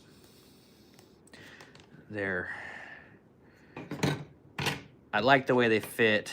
I like the way, I don't know, I like Husky Liners as a company too. I've tagged them a couple times and they like message me every time and like, hey, can we use this content and do this thing? Like, I think it's great. To have somebody asking me to use content instead of just like stealing it and stuff is pretty nice. Yeah, this piece is pretty jacked.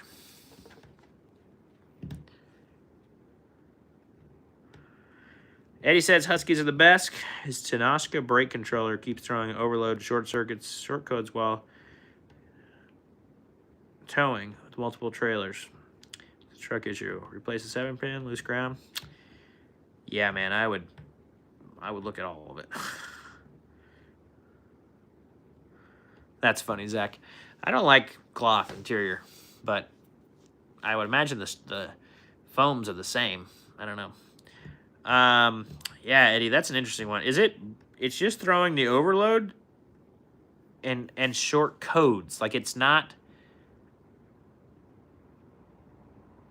blowing a fuse or anything.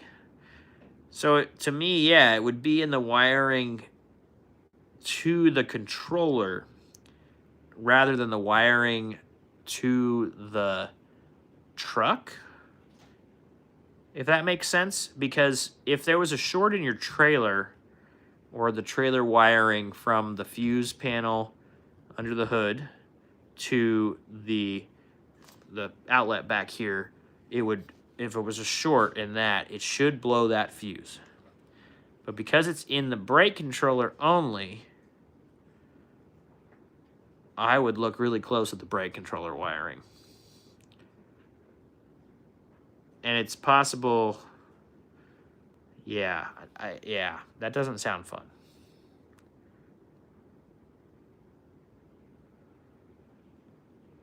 You let off and the brakes and the controller come back on. Oh, so it's in your brake pedal control switch to the brake controller, because that's what's telling the brake controller what's happening. And if it's not happening when you're not on the brakes, it has nothing. It's got to be in the brake, in that circuit, from when it tells it, because when you hit the brakes, it tells the controller what to do. And there's a couple wires coming out of there. And I'm betting that that's where you're going to find your issue, because as soon as you're doing that, it's shorting it out. So, interesting. That's super weird. But hopefully it's something simple. I mean, it's possible that that controller is going out or something too. I had to replace a brake controller a couple of years ago. Went from an old school style to, I got a Prodigy, and I really like the Prodigy. The thing is sweet. I wanted one with the oh shit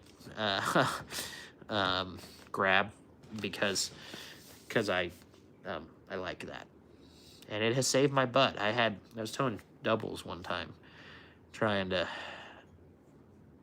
move everything, and I got wiggling, and I pulled the oh crap, and accelerated it actually, and pulled the trailer back out. So I like having the oh crap slide. It's a handle on mine. Prodigy had the same issues. Yeah, I'm thinking that would be my start, is that sensor on the brake pedal. I mean, maybe I'm completely off my rocker, but but that's my start. Zach, yeah, man, I love to have more people working on excursions around. I hate to tell everybody, when I'm around home, it's actually hard, because I was joking, there's like a local guy that bought, I don't know if you guys have seen the red one, that I think it's Jake Builds or something is what his handle is. He's been posting it up a ton. He lives right down the street-ish from me, and he keeps asking me to go wheeling, and I'm so busy when I'm home with everything else going on, work, and then the theater stuff and like all that around it, that it's really hard for me to wheel out. So I set aside the weeks of the year to wheel, and then I wrench 5 minutes a day working up to them. so it's where I'm at right now. Like I said, I'm getting close, guys. We're getting this credit card debt killed, and I'm getting close to being able to go back to full-time YouTubing, hopefully working on more trucks and doing some things. I'm considering buying some and start flipping them and all that stuff. So, oh, that's nice. Anton says Kurt makes a nice controller that's got mounts remotely. You can put the knob in the stock 4x4 switch for location if you've swapped to the floor. Well, these guys are two-wheel drive, Anton, so they don't even have the 4x4 switch position, and so that's different. Well, Eddie was. I think Eddie's two-wheel drive. Two-wheel drive V10 with like no miles on it. Eddie's got like the youngest V10 around. He's down in Florida. Cool spot. Cool spot. So, yeah.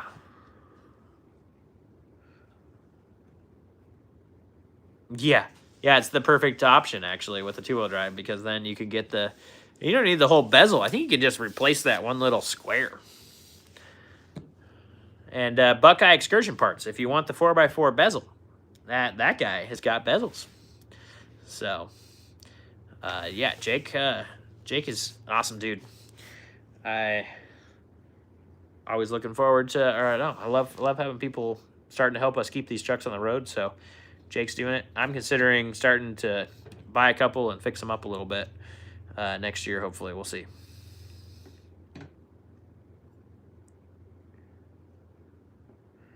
Yeah, the adapter is sweet. I got the same thing when I did the Prodigy. And I was just like, really? It just plugs in? It's just easy and done? Yeah, what Eddie's got going seems, it's a little rough. That's, he's gonna have to chase a wiring thing, because it's something in the, either the brake light switch or the brake sender or something. It's something weird. Whenever he hits the brakes, it throws that thing. Yeah, the plug-in option is so nice. So nice. And yes, everybody's got them now. It's we've come a long way in the 25 years of these trucks. The one I got years ago is so different. Nice. Simple Man having issues with his cruise control. Checked his bulbs and his pedal switch. Super intermittent issue 0173. Simple Man, have you replaced the sensor on the brake master cylinder? Because there's a sensor there that was a recall years and years ago. It's in my Excursion maintenance parts list on the Amazon store. And it was a recall because it would light on fire. So probably want to change that anyway. Mine would go pretty intermittently when it went on that one. Yeah. I did wear a bulb out. They don't wear out, though. 300,000 is what a cruise control bulb will go if you use the cruise control a lot. All the time. So you can go longer. No problem. Simple Man. Yeah, that's an easy one. At least, maybe. The second option is the clock spring in the steering wheel. But if your steering wheel controls seem to be working just fine, I don't know, what year is it? It's an 01, so it's got the old switches. So you can't tell if your radio was doing weird things too. Because in 02, they had radio control on the thing. Eddie said he had a bad wheel speed sensor that was doing some random things. That's interesting. That could definitely play with the cruise control as well. That'll throw a check engine light, though, is what I've noticed on the wheel speed sensor. Because that's the one in the rear axle. Maybe the ABS has something to do with it, too. But I don't think the ABS does, because I literally don't have ABS sensors in the front axle of this truck. And my cruise control works. And I fixed the ABS light by, the correct way. And I removed the bulb. So did that. No check engine light for the ABS or for the sensor, huh? Interesting. Yeah, I wonder if they called it that, Eddie. Did you replace it yourself? Or was it a shop telling you that? Yeah, Anton, got that figured out. Because I like cruise control a lot. And I would have put the sensors in the front axle had it not worked. Because that would have been a game changer. But it works. It's great. Not a big deal. Yeah. So Anton is saying that for Simple Man, you also have that sensor in your rear axle. Is your speedometer doing anything weird, though, Simple Man? Because the speedometer would literally not work on Bob randomly, and I had to put a new sensor in it. The speedometer would be like, nope, and then it would check engine light because it didn't have any speed, so it didn't know what was happening. And then I'd stop, shut it off, reset the check engine light, and it would work again for 12 minutes. So anyway.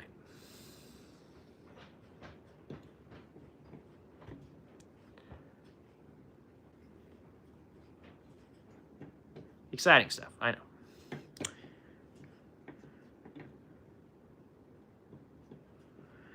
Zach, yeah, totally, man. My 7.3 is the exact same way. Everything works. I did have to replace the cruise control switch recently. But it's not that crazy that everything works to me. These trucks were built to last. And they just work. Mine has 350 on it. But I bet your two-wheel drive, you've probably never put a transmission in either. That's the cool thing, but it feels like stuff lasts longer than two-wheel drive. But yeah, I mean, I had an AC line that just got a hole in it. That's the first annoying thing that I've had. And yeah, I don't know. Everything works on mine. Works great. I had to replace the bulb for the cruise control. But yeah, not super crazy to me. These trucks are too good. That's why I love them. I don't know if I say that enough on the internet. I'm kidding. But yeah, these trucks they're just built right. Hard to find something that's built as well as these, in my mind.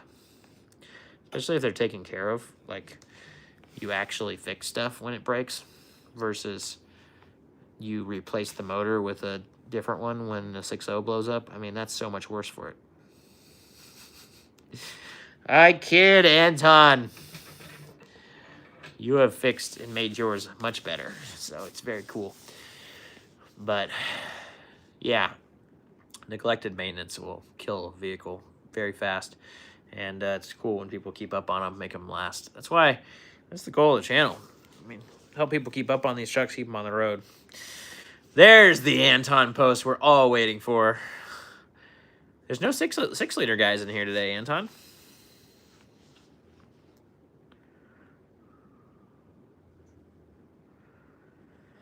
Yep, Zach. He says, as big as a tank and tows the whole family and the camper. Excursions are absolute best vehicle ever. Yep. He's onto something. Wonder where he got that from. Owning an Excursion. Not me. I just give people little dumb ideas of things to make better on their trucks. That's all I do.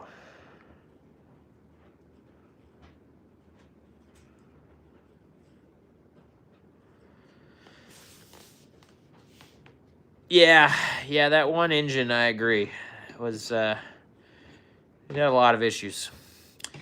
I don't like the more electronics that they started in 02, 03. I just don't, yeah.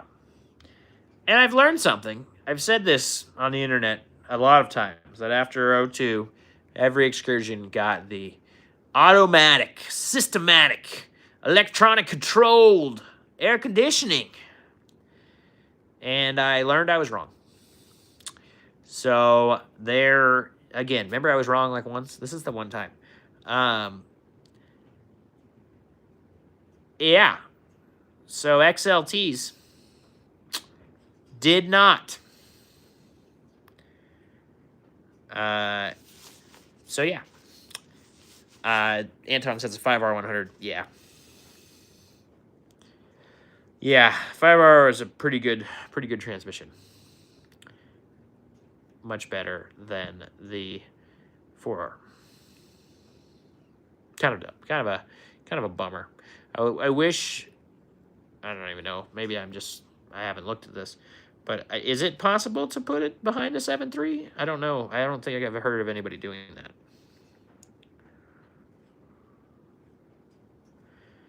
Yeah. 6.0s, if you keep up with every little tiny thing. Yeah, the problem with now is buying a 6-liter is that the last owner had to do that. And that didn't happen. So you are stuck fixing all the problems that he neglected and probably have a destroyed motor. So that's my problem with the 6-liter. Anton's story of the 6-liter is the worst. I mean, the guy did everything and still pulled it because it was hot garbage. So yeah. In a video coming soon. Hoping I can get that one done this week. Time, man, the time. So yeah, but that's great, Zach. Yeah, there's a lot of guys that have had good luck with 6-liters. So, better luck.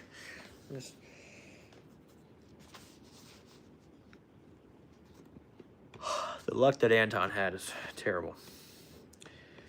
But there are people that love them, man. There are people that swear by those engines and get mad when you diss them. And I'm like, well, you spent $10,000 to make it right, and you could have just put a new engine in it, and that would have worked better. Yeah. Oh, you kept the stock transmission. That's cool. Cummins with the 5R. Yeah, you just got to, like, have everything custom. Yeah, it'd be interesting to put behind the 7.3. That would be a kind of a cool transmission setup to have another couple gears behind the old 7.3. I need those middle gears. The way the 4R works, it drops it in like 45. Oh, now it's 45 miles an hour. It's crazy. Yeah, exactly, Zach. I think that's the tone that I've taken on it too. Yeah, Eddie put 456s in his two-wheel drive. Should have come from the factory with 456s. That's funny. Yeah, the V10s needed some more guts for sure. The motor's just not. It likes RPM a little bit more. It's not that super powerful. Oh, you almost wish you went 488s, huh? Yeah, but like the fuel mileage difference and the RPMs cruising on the highway are probably wild. I went 488s in this truck with the V10, Eddie, and it sits at like 2,400 RPMs on the highway. Downshifts for every decent-sized hill, but that's not surprising. And it still gets like high 11s to, I've gotten 13.5, 14 with it on the perfect situations.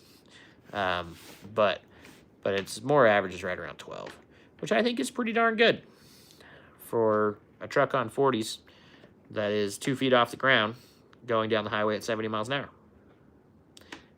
So I didn't want to drive down the highway at 2,700.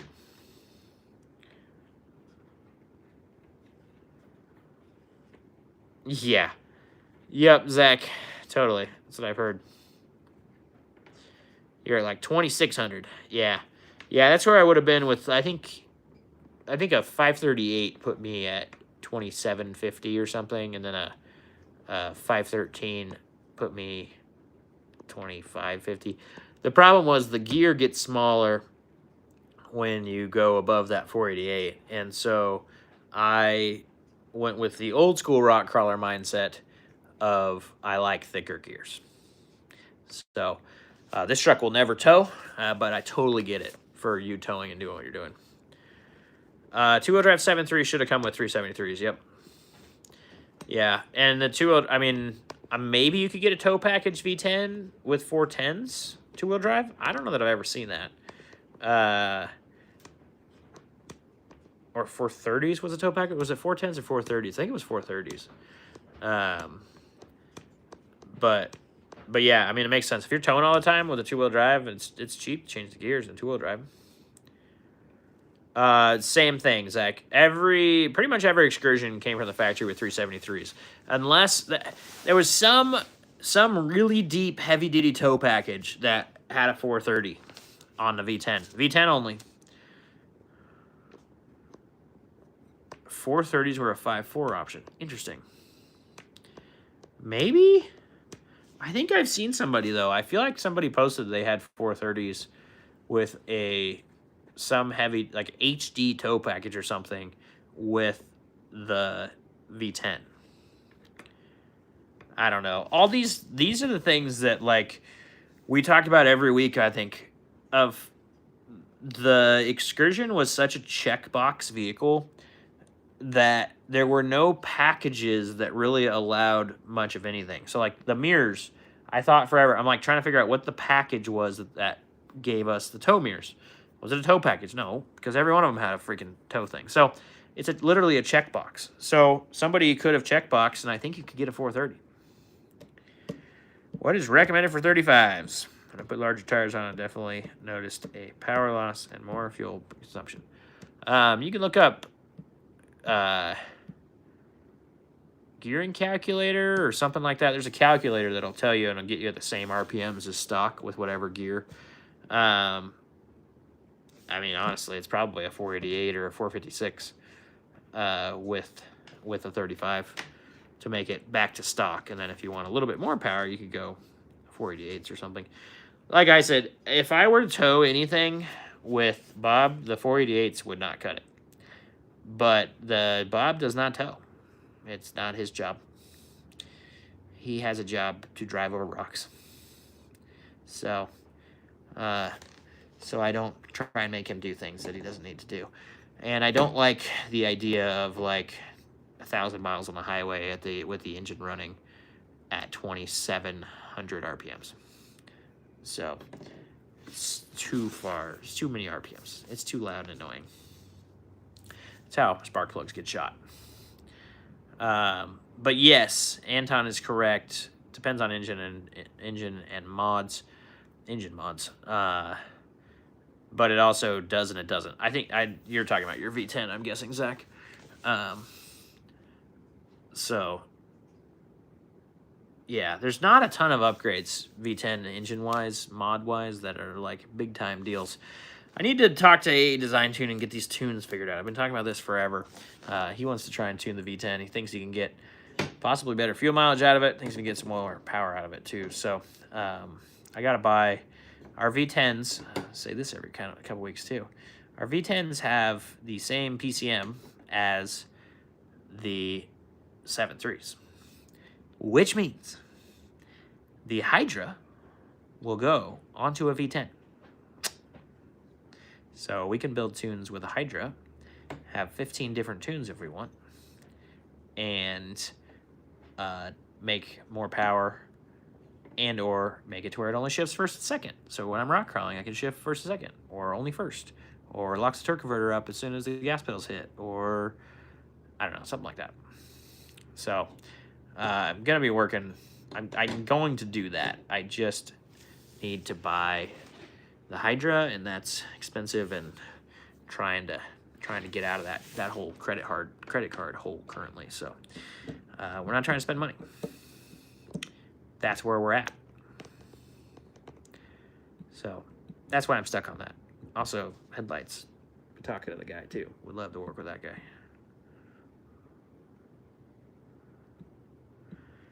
Yeah, I think Anton's pretty right on that too. A lot of RPMs on the highway. I just don't love with the V10, considering its history of ejecting spark plugs. So mine, when it downshifts in the third, which it's going to do pretty much anyway, I think, even if I went 538s, it would be running almost $4,000 if it was downshifting out of overdrive with 538s at 70 miles an hour. Don't love that. Instead, I'm running 34,500, and then when the torque converter locks back up, it goes to 3,300. So I think it's a much nicer setup with mine to go a little differently. And then if I want to go lower for rock crawling, I'm going to do it in the transfer case. So Atlas exists with a 5-to-1, 7-to-1, all the stuff. So yeah. I'm the wrong guy for gears because I kept the RPMs low on the highway.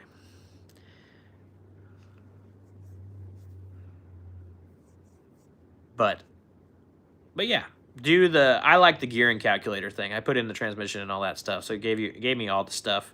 I knew exactly where I was going to be before I put the gears in, and I knew exactly what I was gaining or losing going a 513 or a 538.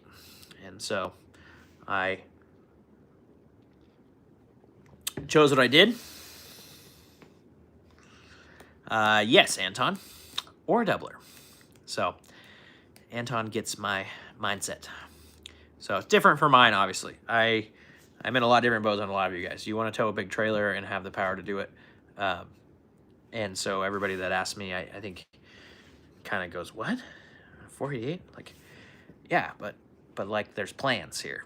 And there's doublers that exist, and Atlases with front dig options, and stuff like that that for the off-road world is different than towing a trailer. So, and I just use four-wheel drive because it's great. And then I see the posts every week. I gotta go on a little rant. every week about people talking about driving in the sand. They're asking about airing down tires. Good for them. They should air down tires. And then everybody in the comments says, screw 4Low. And I'm just like, why would you want to make your vehicle work harder? They're like, because you have to go slow in 4Low. Well, you can do like 25 miles an hour in 4Low. Are you going to be going more than 25 miles an hour over the beach? If not, there's no reason to not run 4Low. It doesn't make any sense to me. Like, be nicer to your truck. Don't kill your transmission. Don't heat up your engine. Don't, like, why? Why would you? Just make it easy. Put it in 4Low. Get the power to spin it around. It's a great time in 4Low. I love it. Zach, you're going 37s. Wouldn't hurt the truck now to go ahead and regear for 30. No, it wouldn't hurt it. I mean, you're going to run more RPMs. You might burn a little bit more fuel, but you're going to have way more power. And if you tow trailers, Zach, I would go, I mean, 513s or 538 possibly. Yep. Yes, Anton says in his Jeep he's running a 273 range box in front of a transfer case with a 4-to-1 low. Gives you all the gearing options. Yep. And honestly, I should think more about this doubler thing. Because I could make a shorter drive shaft out of it too. And that would actually be super helpful. Because turns out a 55-inch drive shaft does find the rocks sometimes. And so it would be cool to have some sort of doubler back behind. I wonder if you could put, I have not seen anybody doing a doubler on like the backside of a 271, but I'm sure something exists.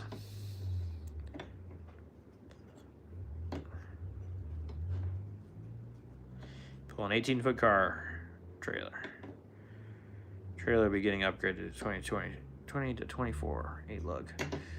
That's sweet, man. I would love a trailer that I could put this on and do fun things too, but that doesn't exist yet. But yeah, I would. I think with what you're towing, Zach, I think I would just say I want 538s and get it done. Yeah, the different range box. No, I'm just curious if there was one that would go... Like on the Excursion, I almost have enough room to bolt it to the flange, right? Like I could mount another transfer case bolted to the flange of the 271 and put it behind it and run it through it. Like that would be kind of crazy and something that's... Like the old school divorce transfer case type setups where there's a little mini drive shaft between them and another transfer case that sits way in the back. Kind of interesting to me. But then my drive shaft would be too short. It'd be like 24 inches. So, but I don't think there isn't a doubler box that goes in the middle of this. Is there, Anton?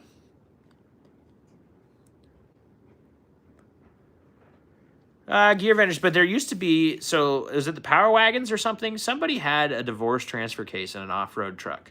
Or the old Willys pickups or something. There is a four-wheel drive truck that has a transfer case that's a divorce transfer case that doesn't actually bolt onto the back of the transmission. And I can't come up with on the top of my head what it is out of. I feel like the M7115 or something, or 715, or like, I don't know, something like that had a divorced, there's like a divorce transfer case does exist. But it's behind the transmission. Yeah, no, yeah, you're right, Anton. Yep, uses a two-wheel drive transmission and goes with a drive shaft between them. So, yeah, there's no doubler, though, that I know of that can go between the 271 and the transmission, I don't think. Zach, so gears are something you can do yourself. The problem with gears is that if you don't set them up well, they're going to wear wrong, and they're going to be a problem. And so gears were one of the things that I decided to pay somebody to do because I knew it was something that could end my trip. And if I stripped a gear or whatever, I would end the trip. I'd have to figure out how to fix it to get home. So I'd have to spend a lot of money to get home and do all the things. So I opted to pay.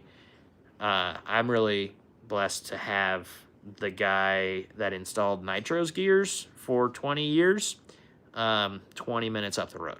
And so I had him install my gears and made sure that they're right. But as Anton says, they're not that hard, but if you got to have all the right tools, because you have to get the backlash right, you have to get all the preload on the bearings and everything right, you have to get everything perfect for them to wear perfectly.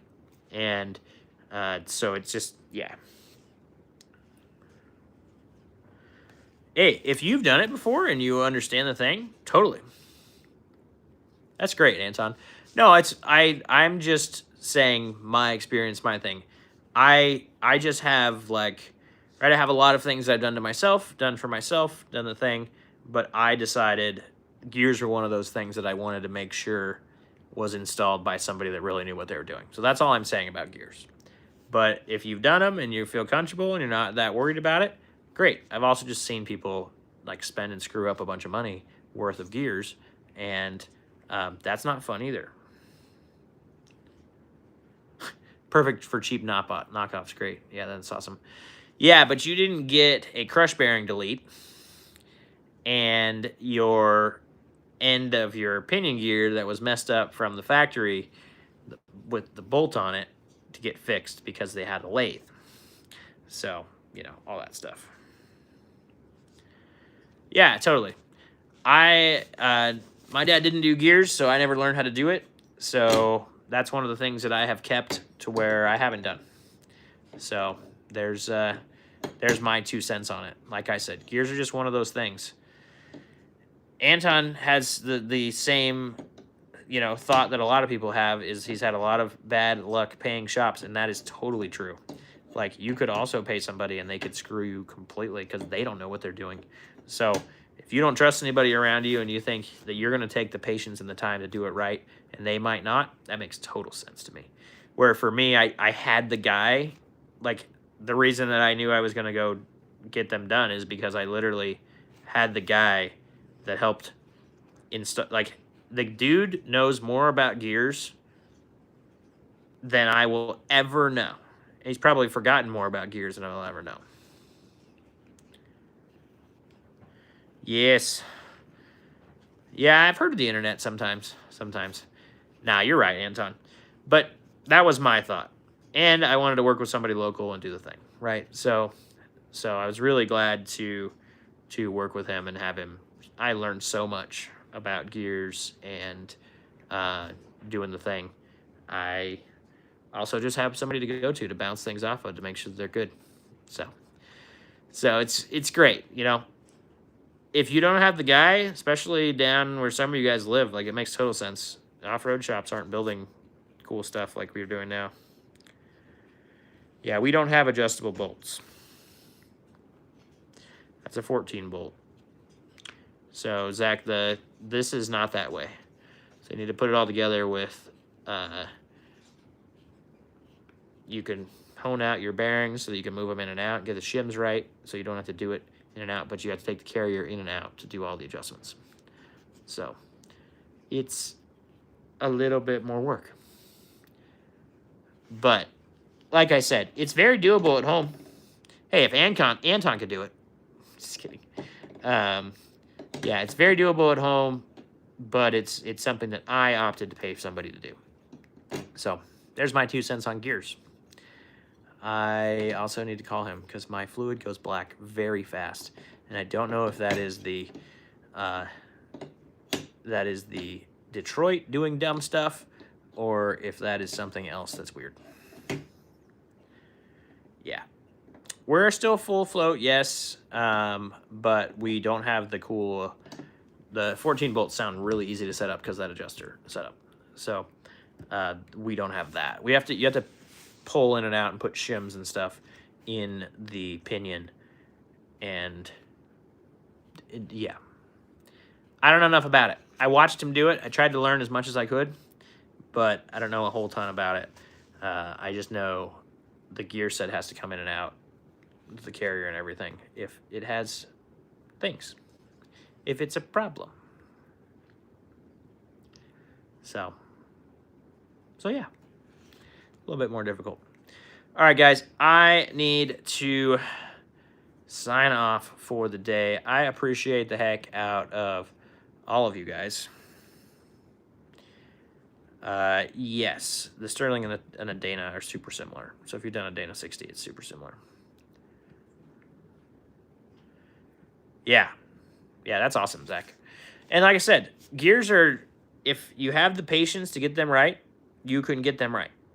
They are not that hard, but it's just something I opted to pay somebody for. Just my thing. Not a big deal. The hope is that I don't have to deal with it. And if I do, then I have the same thing. So, yeah, 14 bolt is really cool. It's got a really nice setup. So, all right, guys, I need to take off for the night. I appreciate the heck out of you guys for staying around for so long. Zach, you were on here forever. And everybody else that came in, appreciate you all. Save the dates. April 1st through 4th, 2027. That is the next excursion event. Put it on your calendar. The location will be disclosed, I'm hoping, within the next 2 weeks, because I can start putting together the ticket sales and all that stuff. So that is my hope. Next 2 weeks, we have the thing. So, yeah, the 14 bolt is a superior axle to our Sterlings. It is nice. So, all right, guys, I appreciate you a ton. Thank you so much for coming. Thank you for sharing knowledge. Thank you for asking questions and being involved. And I just appreciate you a ton. And my goal is just to keep this excursion community rolling. So thank you so much. Appreciate you. Go have fun. Fun excursioning.